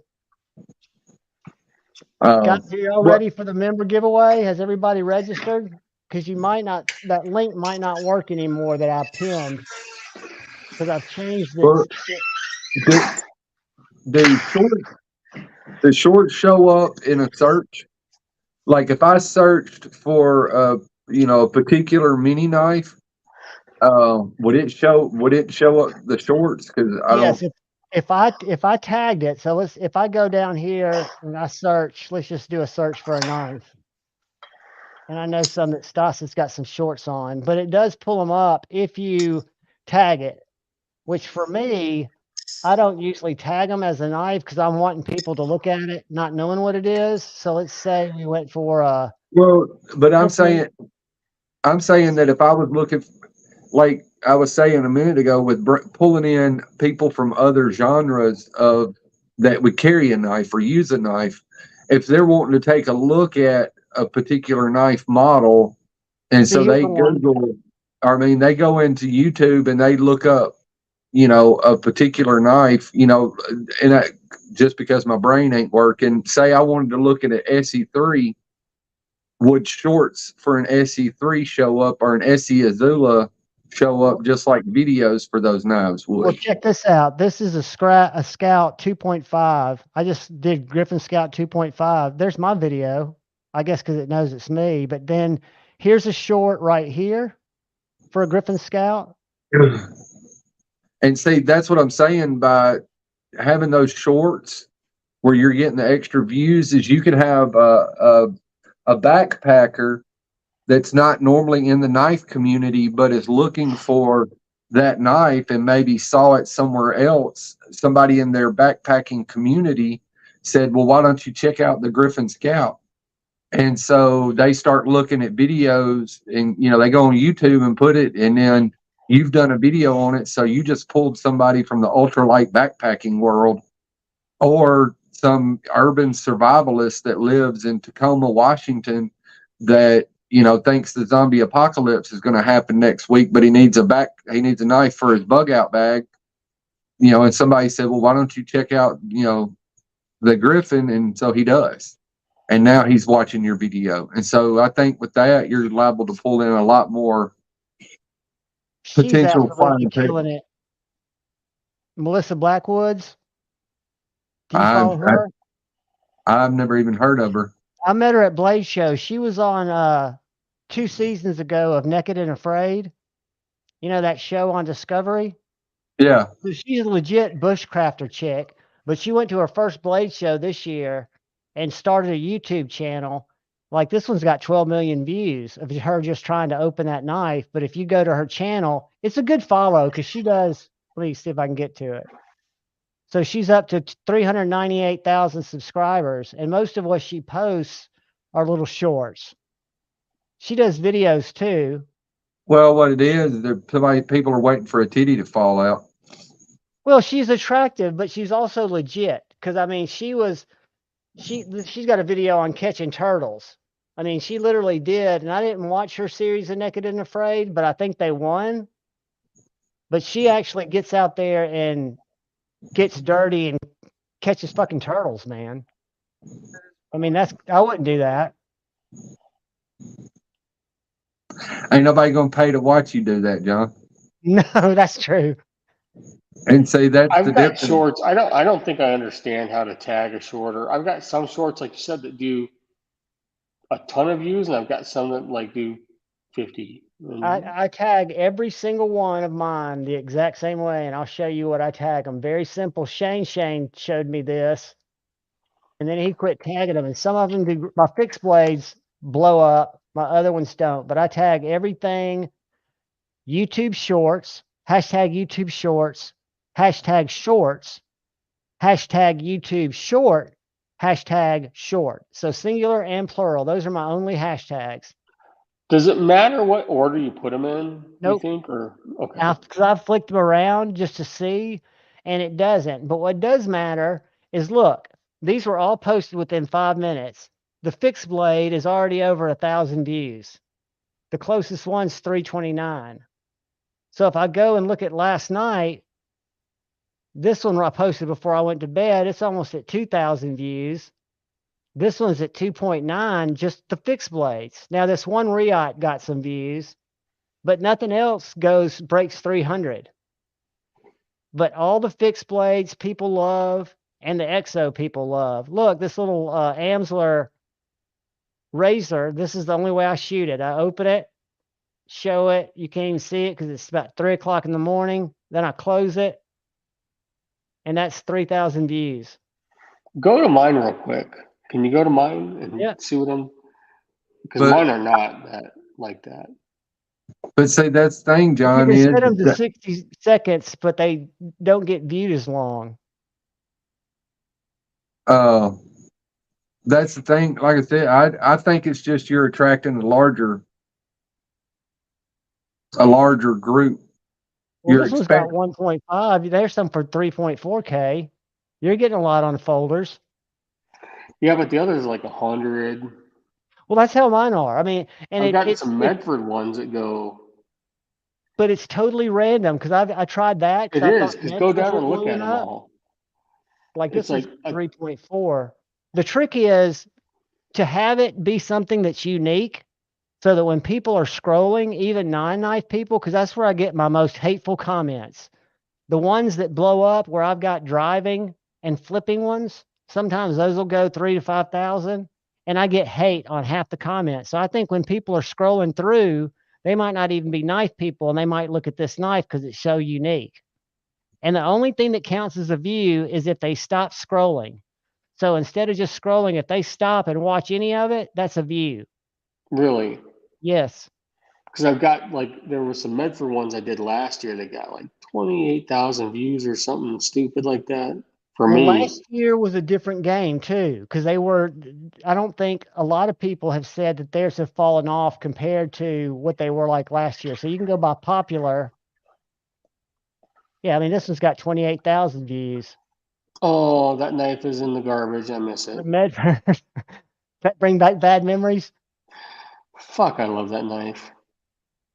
But I mean, what you can do is if you look through here, you can see what type of content's performing consistently, right? Yeah. And you can kind of replicate that. And it's not always going to perform like that, because I've noticed first thing in the morning, and the weirdest thing for me is before I go to bed, which is 2 o'clock my time here, I'll record one, and I usually don't fall asleep till 3, and it'll have 7 views. And then I'll wake up, it's 6 or 7, and it's like 1.7. And I look at the timing, the real time, and it just blows up. And it's usually India. Those views on my shorts are coming from India, over 50%, and they're legit. You sure you ain't paying for those viewer folks over in India? I mean, it only cost you a couple of dollars. No, because I know I'm an SEO guy, dude. I know all that shit will fuck you in the long run. You never want to do anything except title your stuff the way that a person looking for it would want to find it. Yep. You don't have to do anything secretly. And then be consistent with your posts, whether it's four times a week, 1 time a week. It doesn't matter as long as the algorithm determines when you're going to post. That's why I've got all mine to go out at. They used to go out at 6 o'clock in the morning. Now they go out at 5. That's the thing with a lot of people don't realize that all of them are algorithm based, and consistency is the biggest thing that improves, that guarantees growth. Is you have to be every day, same thing. If you go backwards, you fuck up the algorithm, and it takes it a minute to, and it depends on how good their algorithm is. It may take a week, it may take a month for you to get back to where you kind of should be based off your level of activity. Well, and it doesn't matter. Is I'll have some videos that'll start out just regular. They won't do shit. And Lefty's told me, because I've talked to him about some of the stuff he sees, but then 4 months in, all of a sudden it blows up. And it goes towards the top of my full-length video views. And I don't know it's not that the knife became popular. I can't figure it out. But used to be Puerto Rican with a knife. Now he's knife dope. He says something that's very, very, very true. I think the more you post, and he says, if you like my video, if you subscribe, it just gives me more chances to go viral. And the key is it's a chance, right? So Jared's posted how many videos? And he's had, I think, 2, maybe 4 go really viral, which, 20, 30, 50 million views, which is huge if you think about it. Because then I can go to Knife Rights, which is the only site that I've looked at that's a nice site, and look at the videos that drive traffic to that site. And Jared's one of the top 5 videos. And it's just a random video where he talked about it because it's gotten so many views. But once you get up in that view echelon, it's always a win if you're humble about it, because you're going to see those fluctuations. But once you go viral, you're going to drop back down and be more normal till you get another video that catches that win. And there's no rhyme or reason really to it. There is, but it's not logical. It's not something that you could think as a content creator, if I just do this, because it's not set up to be played like that. It's almost like Wheel of Fortune. I would think that for whatever reason, because all you have to go by when it comes to a video is the same as when it's the way all advertising works and the way all internet type sales works. It's all about the image and the title that gets their attention and makes them click. And so to go viral, one, you have to have you have to have YouTube putting it in front of people, but the avatar, the image that he uses, the screen capture, screenshot, whatever, and the title have to be something that people want to click on, because it's not going to just randomly get seen. There has to be something. Exactly right. Or if it randomly gets seen and doesn't get clicked on, YouTube's not going to continue showing it to people. Right. They're looking for that click rate. Whatever. I know one of them that went viral for Jared was one of Kara's butt. It was, a side cheek shot of her in like some shorts or some pants or something. I can't remember what it was. That right there, I mean, the girl that you just showed a minute ago, whatever, the Miller chick, it proves that will get you clicks, because she went from nothing to 350,000 followers in a year. Yeah. Why? I'm sorry. I know why. Well, It's the same that's reason part of the reason Jared's with her. It's part of the reason with her, but with her, because people were looking for her. I heard about her before I ever saw her, before I ever introduced myself to her. People were talking about you're her missing being the point. You're inflation. missing Oh the no, point. The reason people are clicking on it, the reason people are interested in her, and the reason people are going after her is more because of her looks than it is because she's skilled. Because there's a shit ton of fucking skilled bushcrafters out there that are probably 10 times better than her at teaching, but don't look like her. And So I'm not saying, are you telling me that Countess Anne isn't the best bushcrafter in the world? I don't know. I haven't seen her bush. That's a good comeback. Anyone want to buy some knives? I'm ready to do something stupid. Oh. Uh-oh. You got something on your mind? Oh no, I'm talking with a dealer that's at USN right now, and he's got some Striders on the way. Oh. Dark Gravity, you hadn't bought a knife in a long time. Yeah, what do you want a custom SNG? Hold on. I ain't got no custom SNG money. Well, it's on a discount because I lost the pouch in the move. Mine didn't even come with a pouch. Customs do.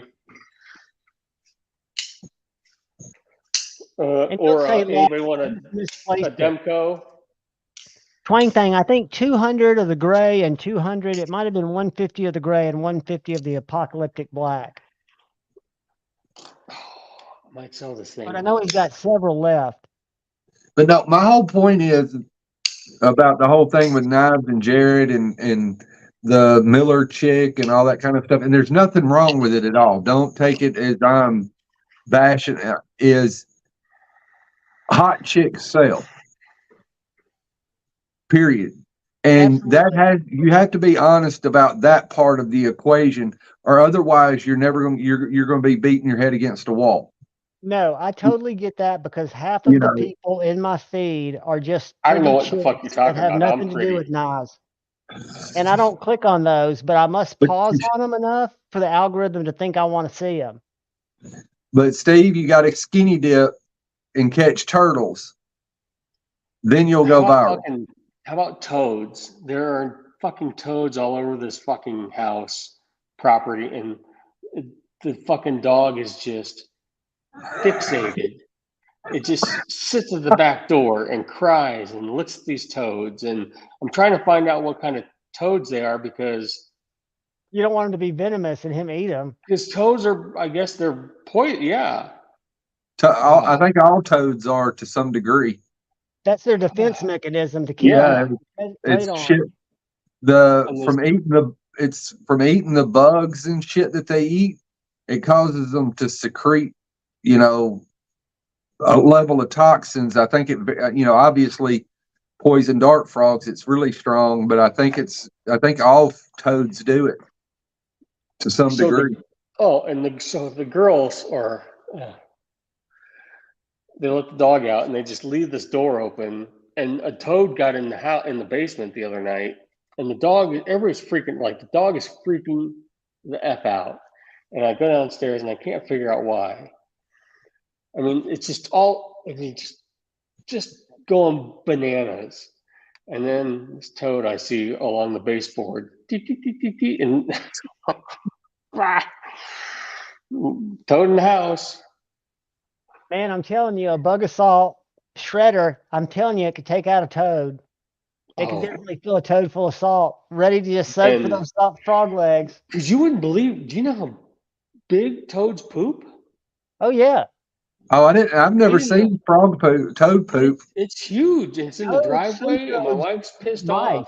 I know they eat bugs and shit, but I raised this things called Pac-Man mice from Argentina. They're little fat mouse. They start off as a little baby, and it's just got a head that looks like a Pac-Man. And you put little pinky mice in there to start, and they'll eat the pinky mice.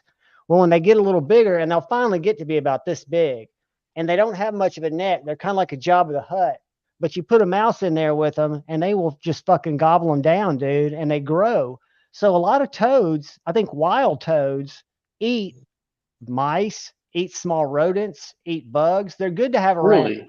Yes, they're good to have around. They're not going to cause, except for dog barking, which can be maddening. but they're going to eat any type of pest. If they're in your house, it's because there's something in there they want to eat. And you want We didn't have, so, I mean, so when did this, I mean, this whole project's been a year, but they broke ground in March.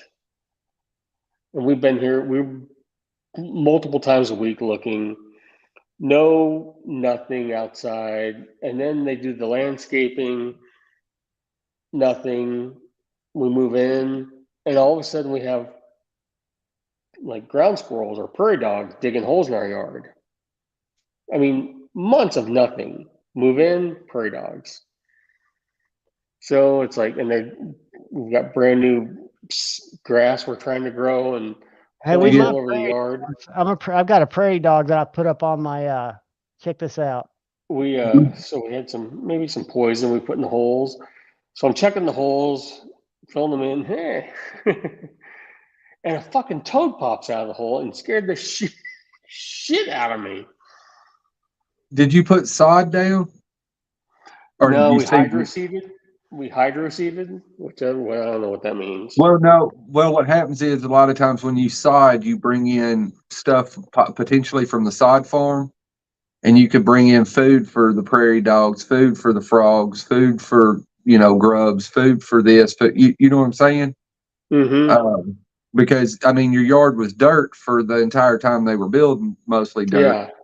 And then a lot of times people will come in and lay down sod of some kind, and whatever issue they had at the sod farm, it's not an issue because they cut the shit out all the time. But then they can come plant it in your yard by bringing the sod in.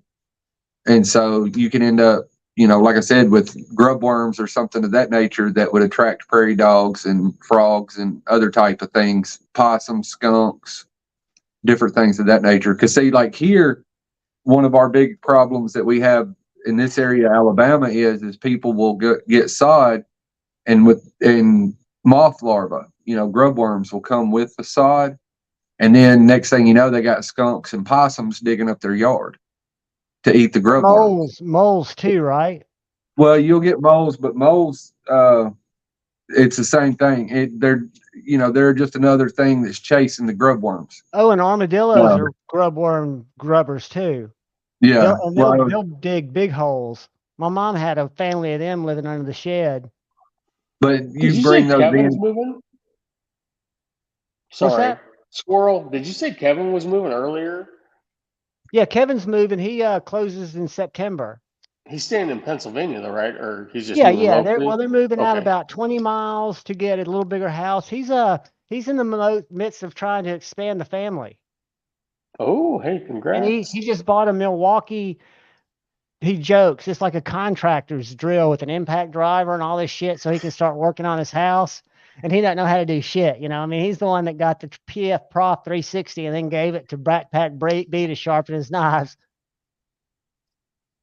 Yep. Dude, that stuff's expensive, man. Guys. That's another thing. Like knives, and I mean, they're brands. I mean, Milwaukee, DeWalt guys, and.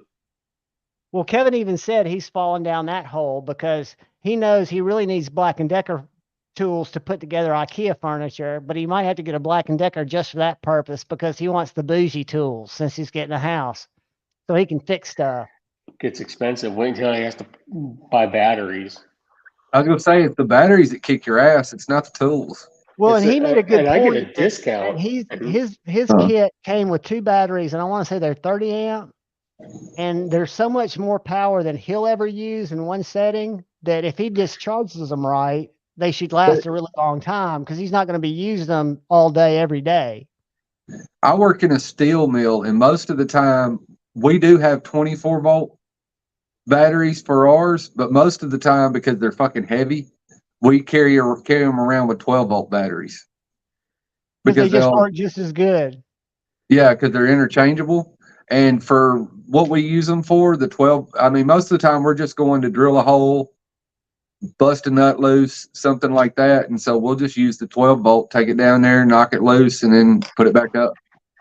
Milwaukee seems so, like, they seem like that. DeWalt's doing better. Like, Milwaukee's got all the cool stuff. I'm so invested in DeWalt that I can't get away from it. It would cost me a fortune in batteries.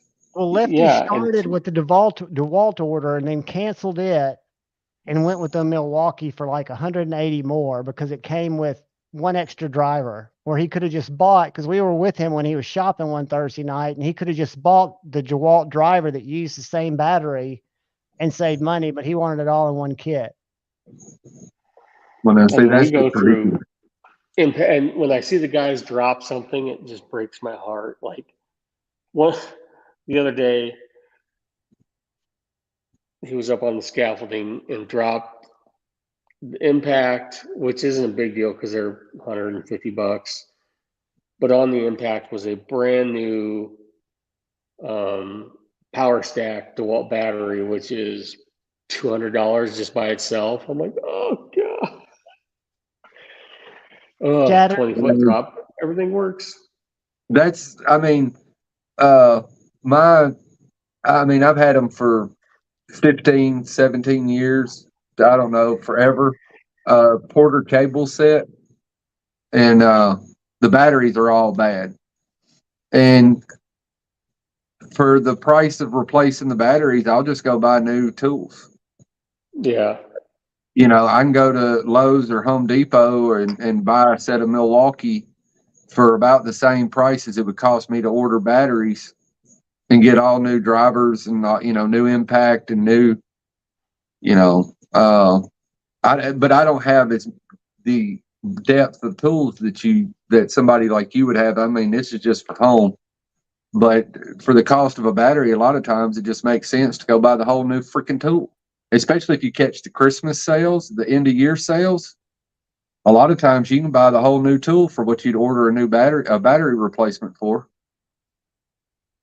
All right, guys, I'm getting ready to draw for the Tucson Titanium M390 381. Fantastic little knife, flicker and a flipper. I'm going to check the comments one more time, and then I'm going to litter rip tater chip. Something you were talking about earlier, John, are you doing, when's the next time you're doing a Skiff bearing order? I've got some news for you, my friend. I've got I heard him bomb. My the reason I asked that is apparently this Tucson that I got has steel bearings, and it doesn't do good with sweat. Does it need washers or does it need bearings?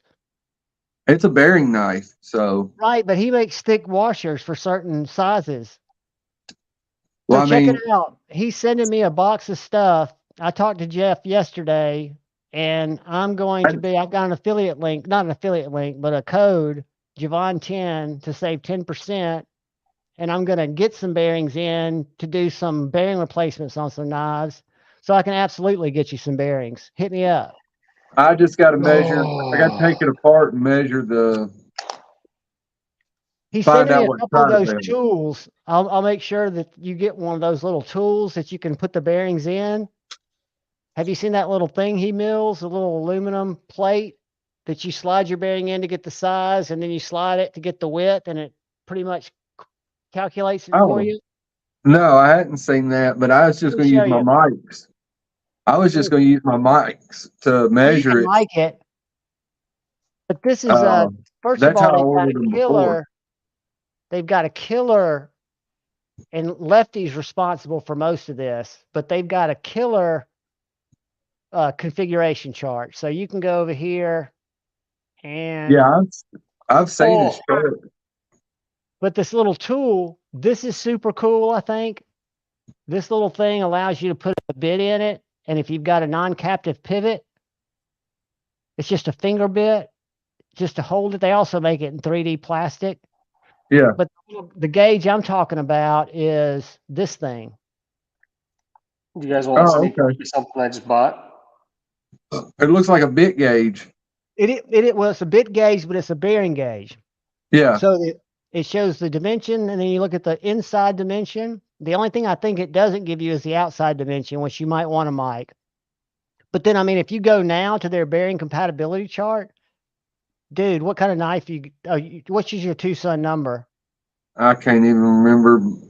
And Look I how don't many even they have now for Tucson's. Wait till I get down here. It's dizzying. It's not the TS80, is it? no, it's I'd have to look it up again. I don't remember. Look how many they have that are confirmed. But yeah, it don't do good with sweat. Right. So Who wants to buy a knife? I'm guessing it's steel bearings that's in it. You're a Strider? Anything. I got a Demco 8020. All right, let's look at that. I can show you the Demco 8020. No, he's trying to sell it to you, John. Oh, no, she's selling it to you because he's buying a knife. John's eliminated his budget. Did I tell you what I did today? No, I heard. I was listening. That's the reason it took me extra time is I was listening. When I listen and work at the same time, I don't get shit done. That was last week during National Knife Day. And today I ordered a Chickadee 20 CV, and I've got supposed to have my Surge slip joint razor knife show up today, but it won't get here till tomorrow. I've got a Berg Blades Sweeney, and I've got I found a sealed Kunwu Padre stonewashed. That's the one that looks kind of like the Damn Designs, the frame lock. Not the Damn Designs, it's something I've seen. Yeah, You know, the one I saw where said Stevie was it on? Is either on Instagram or YouTube. I saw his like a short on it, or an Instagram reel or something. I don't remember. I've heard really, really good things about the action, and what I didn't like about my last two Kunwus was the axis style lock, so the detent's kind of Yankee. But this is the one I picked up, and it's a frame lock. Yeah, that's what I saw that, and I was like, "Damn, that looks like a fucking Evo." Looks very much like it, but if you look at them, did Stevie hold them up side by side? They really don't. If you look at them side by side, He didn't. Like I said, I think it was a reel or a short. I don't remember. And so it was just congratulations, Mateo. You say pay it forward. You're once or Tucson, don't you? Dude, this is a super nice knife. Give it to Tactical Terry. You're paying it forward to him. Dude, Inbon, you are too kind of a human being. Tactical Terry, I'm about to put my Strider SMF for sale. Y'all need to jump on some of these sales that are getting ready to come up here. If you're interested in H2GT, and that's what said. I was going to take this scale because there's special scale, and I was going to put it on my Tanto, but my Tanto got thrown in the garbage. Sad crying eyes forever. But I think you're making emotional decisions right now, Steve, and not rational. I know. Well, I just bought a $1,000 Strider, so which is cheaper. Congratulations, Tactical Terry. Is it a custom? I saw you when you first held it up. It's a bronze handled SMF. Okay. Banger, buddy. I'm gonna put my email here in the chat. If you'll email me your address, I'll get it out to you tomorrow. Is it bronze titanium or is it bronze? It's bronze. Oh, that's gonna weigh a ton. Yeah. But it's gonna be nice. I like heavy. So do I, especially at work. Yeah, I like heavier knives. I don't like big knives, the bigger knives like you do, the 4 and 4 1/4 blade, but I like them to be heavy. I like, solid titanium, brass, bronze. When I carry stuff that's like lighter weight, I don't know. But I do like heavier. Yeah, I've got a Direware for sale. Maybe another SNG. That Direware is very nice. That NAF sale is probably your best. That or have you ever sold on eBay? Mm-mm. Hey, I have no affiliation with NAF sale, but I was talking to a guy today who was trying to get rid of a Medford. What's the one that looks like the USMC? The fighter flipper. Yes. And he wanted to trade me if I'd wanted a big knife, it would have been a great deal, but I didn't want to trade my slim nitty. And I said, just list it on sale for what you're trying to get. He sold it within 45 minutes. And I've now bought 3 knives, and I have no affiliation with sale. I'm not one of those guys, even though I believe in the site, and I would love it if they wanted to sponsor me somehow. But I look at it all the time. I'll show you the knives I've gotten there. A to Z has told me he's moved a lot of knives on there too. And he's bought a lot of knives I think here. people think my name is Scott. My name's Steve. Steve. And the Arius, I think, is here, and it was $1,000. It's now $900. And what's Probably sad too. about this, you can sizzle this. That's a mini Arius. Again, it's the plain Jane. Hold on, I gotta get the the Demco. Someone just hit me up on Instagram. Hold on. You do your business, brother. We like to watch it. This is No, you can see how the real obviously. people deal. Is Louis on here? I used it. It's 3V. It's a full size Demco 3V G10 handles. This is a good price. There's maybe a nick right here in the blade. It's still sharp. $300. But what's weird about sale is things get buried so quick because listings go up so fast that if you keep scrolling, there's gold down here. So if we keep going, here's a gun rear. You send that knife to Kyle Coonley, he'll get the nick out for you. I almost bought this today before I was stupid on my Chickadee because it matches my Jaeger. The new Brian Brown. Yeah. This is the which one's this? Hold on. Yeah, the Raptor V2 EDC Foundry Edition. That's too high, that Python. But I mean, they've got all kinds of knives and they change. So what I've bought off of here, let me stop sharing, personally for myself, and I met on every one of these deals, except I haven't met the guy that sold me the Padre. This guy's name was Mike. And he bought this knife just to do a review on it and check it out. And after Stasser's review, I really wanted this little Griffin Scout 2.5, but they were sold out. Bought it from him, got a really good price. I picked up this Lion Steel Slippy. It's a $150 knife. I got it pretty much brand new for $70. M390 carbon fiber. Yeah. Maybe it's cut Best paper. man. And then Best both man. up. Yeah, the best man. What'd I call it? Just You just called it a Slippy. And then I got both of my shed knives from there because they were available. He was selling them on there. The great thing about selling, like if you sell anything on eBay, you normally have to sell a lot and sell it on a regular basis to be able to show up in the way the algorithm works. But if you sell knives, because knives are so few as far as individual models, like if you used to put a Strider up there's probably only 4 or 5 Striders available right now, maybe 10. I don't know how many it is, but it's not going to be a lot. So you'll show up in every search for that kind of knife. And Jeff says, because he sells a lot on eBay and NASL, he says eBay, you have access to a huge pool of buyers, whereas NASL, you've got access to the community. So you might hold more value. I sold 2 knives to the same guy, and it went through eBay International Shipping, and he was in the Ukraine. Really? Yep. I sold 2 zero tolerance knives, and both of them went to the Ukraine. Same guy. Through their eBay International Shipping.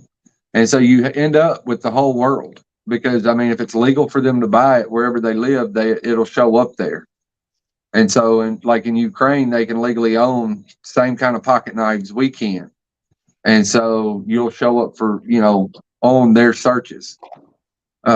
where somebody who lives in the United Kingdom can't own like a Strider or a Hinderer or a locking pocket knife, They've got and to so have.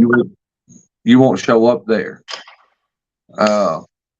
But I mean, it gives you a huge pull, and every time I've ever listed, which I've only sold a handful, not even a handful of knives, because I'm just not good at selling knives. Every one of them sells in a couple of days, but of course I'm not trying to sell, Stavivis or Kaisers or something of that nature. Not that there's anything wrong with them. It's just, the knives that I've sold have been, better, Benchmade zero tolerance knives, and they move quick. Well, And so it's Zero tolerance is going to come back. huh? Do you think ZT is going to come back? No. There's no evidence that they're even wanting to. They make too much money off of Walmart and Academy and Cabela's and Bass Pro and all that kind of stuff. They don't want to stay in this market. Well, it's not that. It's that when you can sell $2 knives that it costs them to make for $25 and you can sell thousands of them or tens of thousands of them to Academy, maybe even millions. I mean, how many fucking Academies are there and how many do they have in stock? When you can sell millions of knives to Academy at $25 a pop versus selling, thousands at $100 a pop. Because, if my understanding is correct, what a decent retailer pays roughly 50% of the of the map is what, a retailer typically pays. If it's somewhere in that neighborhood, which is, I've had a couple of retailers tell me that's what they pay for the knives when they buy them, is they basically double, they pay half a map. Have a wrench. O-Tip needs one too. If that's what they're paying, I mean, you're better off buying those $25. I mean, which ones are you going to make as a business? 25 million or 25,000? They're going to do the 25 million. So they have no desire to, because most of the world looks at Kershaw as a great knife, and that's what they carry. I mean, you go around to the construction sites here and where we live at, John. That's what I buy my guys. And go and start checking their pockets. You're going to start finding a shit ton of fucking Kershaws and maybe a few Gerbers. And to them, they've got just as good as your $500 Hinderer that you got in your pocket. And in all truth, they probably do. And that is true, because those guys put those knives through fucking hell. Exactly. And I think Kershaw, though, I think they might have a chance. What they do with the live wire, and I'm not an out the front guy, but everything I've heard has been exceptional about that knife. Well, there's nothing wrong with Kershaw. The thing, I'm not hating on Kershaw. I'm just saying, as a business, they make so much more money off of the Academy Sports Kershaws than they ever will off of ZT. ZT was a pet project they did, I think, more so with Ken Onion. And since Ken Onion isn't there anymore and isn't a part of Zero Tolerance anymore, other than he's still part owner and receives some kind of money that but he never gets the money. It goes to some kind of veteran What is Ken Onion doing now? Is he not associated with anybody that's a major maker? I don't know right off. He's with Cricket. He's doing stuff with Columbia River. The last I saw. Now I don't know if he still is today, but I'm just saying the last I saw, he was doing some stuff with them. I can remember. I've still got two knives. I've got my Mini Mojito and I've got my Chive out in the office that are both assisted. They're both Ken Onion knives. And I always thought Ken Onion was a great innovator. I mean, I love that little Mini Mojito has that ball lock that's similar to the Mannix, except it locks up where the stop pin would be. Have you ever seen that little knife? Let me grab it and show you. But Like I said, I don't think ZT's coming back. It's just like I think Benchmade's going to go full retard till they basically shut the company down. Because the prices and the quality and the materials that Benchmade is putting out there, I couldn't. I won't. I mean, they have absolutely nothing that I would buy right now. Benchmade. Yeah. Yeah, we were talking earlier before you got on. I get, and it's kind of, I think they're kind of like Medford. That is cool looking. Like, I think Medford's overpriced, but I'm sure they have super high overhead. But for what they're pricing their knives at, man, it just kills me. Well, Like, I think I would like to try that Narrows, but I'm not going to spend $500-$600 on that knife. my thing with most of the knife community, Medford, Production Striders, Hinderers, they were $400 knives 10 years ago. But technology, the fact that they've paid off their 4D machine CNCs, various things of that nature, to me, they're not. I'm with you. I think they're overpriced because you can get just as much knife, American made, even in some instances, for less money. American Blade Works, not to jump on Shane's party barge, but I mean, what he's producing, no, it's not big, fat, thick, bulky, giant slabs of titanium.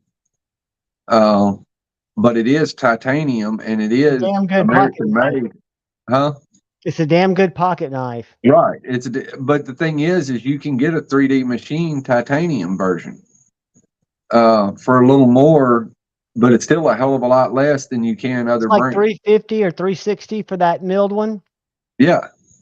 And I'm just saying that there's no more effort and work that goes into a Medford than it is into that. They're both made on fucking 3D CNC machines. How do you think Hogue keeps it down so much lower than Benchmade? I don't think they're doing shit more shady or. No, part of it is with Hogue's being able to get such good prices, their buying power. All right. Benchmade makes nothing but knives. So all the G10 they buy, all the titanium they buy, all the whatever they buy is strictly used to make knives. So they buy X amount. Hogue makes gun parts. So they buy all the same shit to make the same amount of knives, or a lot of knives, not the same amount. Benchmade's still the biggest knife maker in the country. But that's because of government contracts. But still, Hogue makes, X amount of knives with them, but then they also are one of the biggest gun parts manufacturers in the world. Isn't that mainly grips, or do they do metal stuff too? As far as I know, they're like OEM for various so-called brands. They make the parts, and it may be labeled as another company's part. Like they might make a SIG trigger mechanism or something. Right, but it's when you go to buy it, it's a SIG, but it was actually made by Hogue. Right. That makes sense. Or Hogue may make some of the parts. But they started out as a grip manufacturer, but now I think, from what little bit I understand, they're very much got both feet, their whole body in the gun world. They do everything but make guns. Well, I bought these last 2 years ago around Black Friday from Smoky Mountain Knives. They were both black G10 S30V. They were like $114.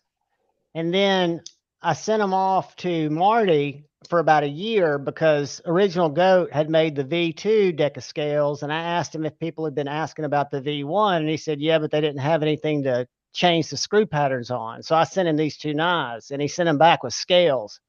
And the only reason I show them is this knife now, I've got a Benchmade bug out that's got killer met embossed scales on it. But this Hogue with these titanium splatter scales, I don't like the look of the scales as much, but they're totally hard and solid. And the action on this Hogue, I'm sorry, but it blows the Benchmade away. Well, and that's the thing that's pitiful about the Benchmade is you take for what you have money wise in the Deca, you buy the Benchmade. And so for the Benchmade to be cool, you've got to pay for what you pay, the total cost of that Deca, and then you got to go spend another Benchmade, another Hogue's price worth of money to buy a set of scales to make it look cool and not feel like it's going to break. Right. And I would have had to, in all truth, buy the original goat scales too. But and I've got this loose. I'm just saying it doesn't, the springs are lighter on a Benchmade. I mean, I can get it to suck back in, but it doesn't do it by itself. And it's not because of the action. It's because the springs pull harder. I'm very impressed with these Decas. And these are the old Gen 1 Decas. I mean, Hogue does a great job, but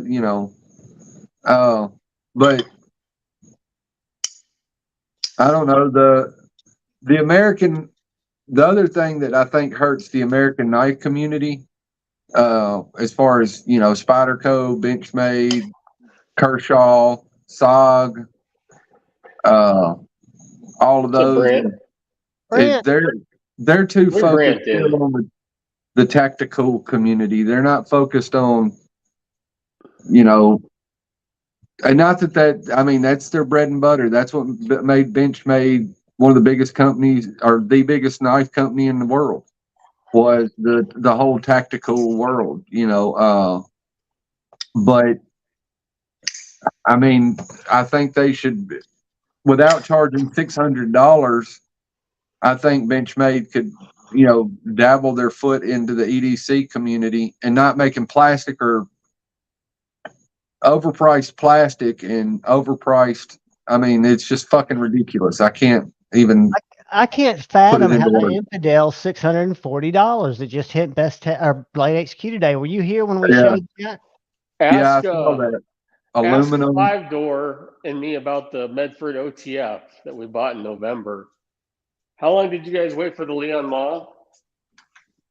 That was a 16-monther for the first one to come in, and then they went back to Riot. And that's something that I'm kind of mixed about because I didn't get in on the pre-order, but I'd have some really good friends who went through that bullshit. But I've had Leon on the show since, and I saw the Field Duty folder at Blade show this year, and it was totally different than the one I've seen that my buddy A to Z has. And from what I understand, he tried to give people remedies. Nobody wanted to wait anymore, but he would have sent it back. He would have given them a refund. Part of the wait though, with the whole Leon Ma thing was somewhat out of his control with COVID. Because see, people in America don't realize that China is still running lockdowns for COVID. And we're about to have them again, allegedly. Dude, if we go into lockdown again, people are fucking retarded. I'm sorry. I don't care what political. I'm just saying China is. Yeah, China is currently. And has. And so for them to blame Leon Ma for the 16-month wait, no, that's on them for buying a Chinese fucking made knife on a pre-order. We bought a Medford on a pre-order. During a damn pandemic where they knew half the fucking planet was locked down. I get it. So Medford did their OTF last November, right at Thanksgiving, right? And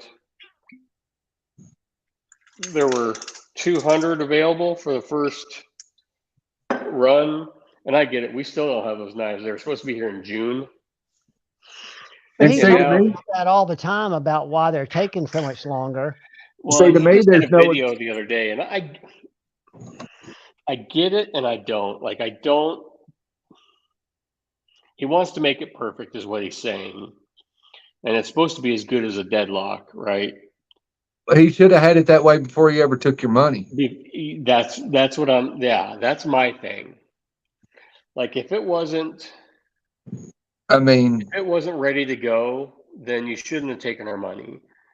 Because like if you want to keep perfecting it, but Brant, you can, but I'm getting ready to jump out of here and go to said Stevie in about 5 minutes. Yeah, he did.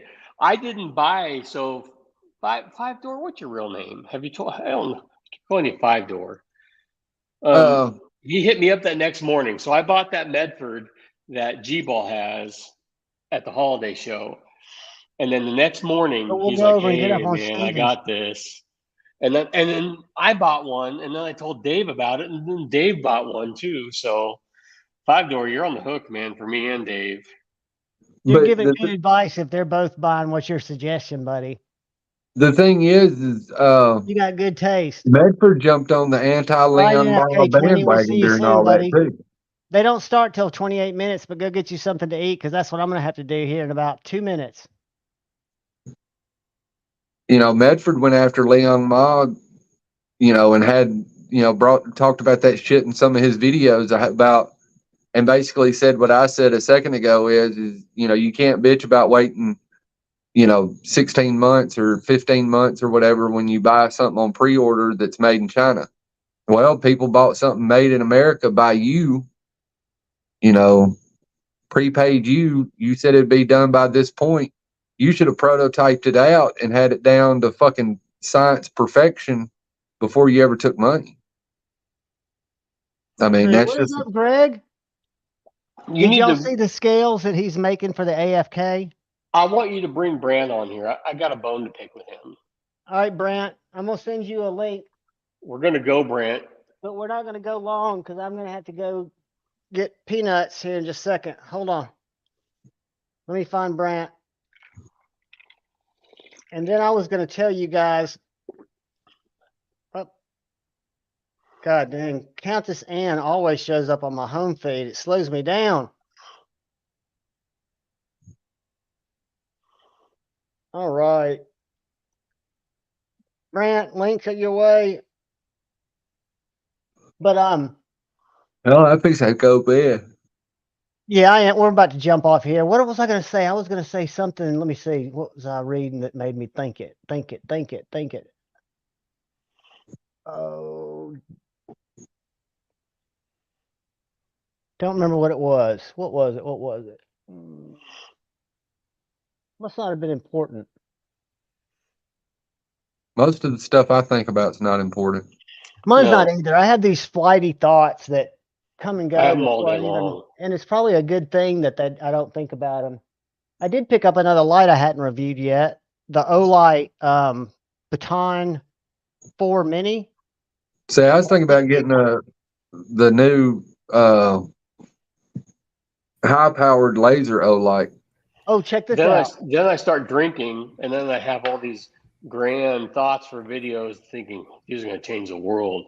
And then I wake up the next morning and think, I'm an idiot. This will be back in stock. I saw that Meritac. This is an LEP, which is that laser projector. And I mean, dude, it's like shoots a little beam of light. Okay, Brand. Yeah, I saw that. What now, Sky? What now? You friended me on Facebook. We are friends on Facebook. So, I did? Yes, a while ago. So I needed some vouchers for a knife sale. Okay. And I threw you in the vouch thread thinking, oh, everybody knows Brant. All right, this will be good. And Brant's comments in that sale thread, in that vouch thread, were like, I don't know who Steve is. Why am I in here? I made a joke. It's a joke. It hurt my fucking feelings. Oh. My apologies, Steve. Brant is internet famous, and he's telling this dude I'm trying to sell a knife to. I don't know who this guy is. Brant, shame on you. Work at the Hinderer booth, and then you start turning against those people who always I bring met you. so many people. Okay, that's the problem. Dude, And I meet a and lot of point people. thing, yeah. I don't look. I bought a fucking another Strider tonight. I don't need a Strider. I already said like my one truck is being picked up Monday. That was a $7,000 bill. My other truck has to go in right after that. Oh dear. And my generator, one of my generators is down. It's been an expensive year. But I'm still buying knives because I'm an idiot. I was going to tell John, you remember the bit driver that I gave you? Yeah, I still got it. That's from County Comm too. I noticed that. I noticed Brant, that. I was going through I love County What? Comm, dude. I buy a I lot got a of question stuff for from you. them. Yes. I never had, so I just got this thing yesterday, my new 3.5-inch Bowie. Uh-huh. So it doesn't, the lock bar is all the way over and it's gotta click down. Is it just dirty and needs cleaned out, or Are you pressing it hard enough to take it back down? Because sometimes when you don't have it all, it's all the way back like that. So then I'm all the way over to the LBS. So what it is, it's probably the detent ball is a little bit outwards to the point where you can't pull it down, or if it's just then you need to contact the Hinder's customer service. Is it going to give me issues? Can I live with it? Or, I mean, if you want to keep... I think they're a 7-day turnaround, aren't they? Like, if it doesn't fall back, like if you have it all the way back, and if it doesn't fall back, then it's probably the detent ball. They probably didn't put it in all the way in. Can I smash it in myself? You can, but you don't want to void the warranty if you mess it up. Okay. The way you got to prep. Steve, I'm getting ready to send a knife back to ProTech, and my understanding is on both of those companies, 14 days is what they say, and they always are inside of that. The Bowie, I mean, on this 3.5-inch, yeah. You got a press? No, I got a hammer. You don't want to do it that way. No, don't do a hammer. The way they do those balls is you know what feeler gauges are, right? Yeah. Yeah. They drill a hole in a feeler gauge, and then they take a press. They put the ball inside the hole with a feeler gauge on the outside of the ball, and then they press it, and that's what seats. Because it'll only go as far as the thickness of the feeler gauge. That's what seats the ball. And so that's all you got to do to fit, It feels like it's gotten worse since yesterday, though. So I don't know. Well, your ball could come out.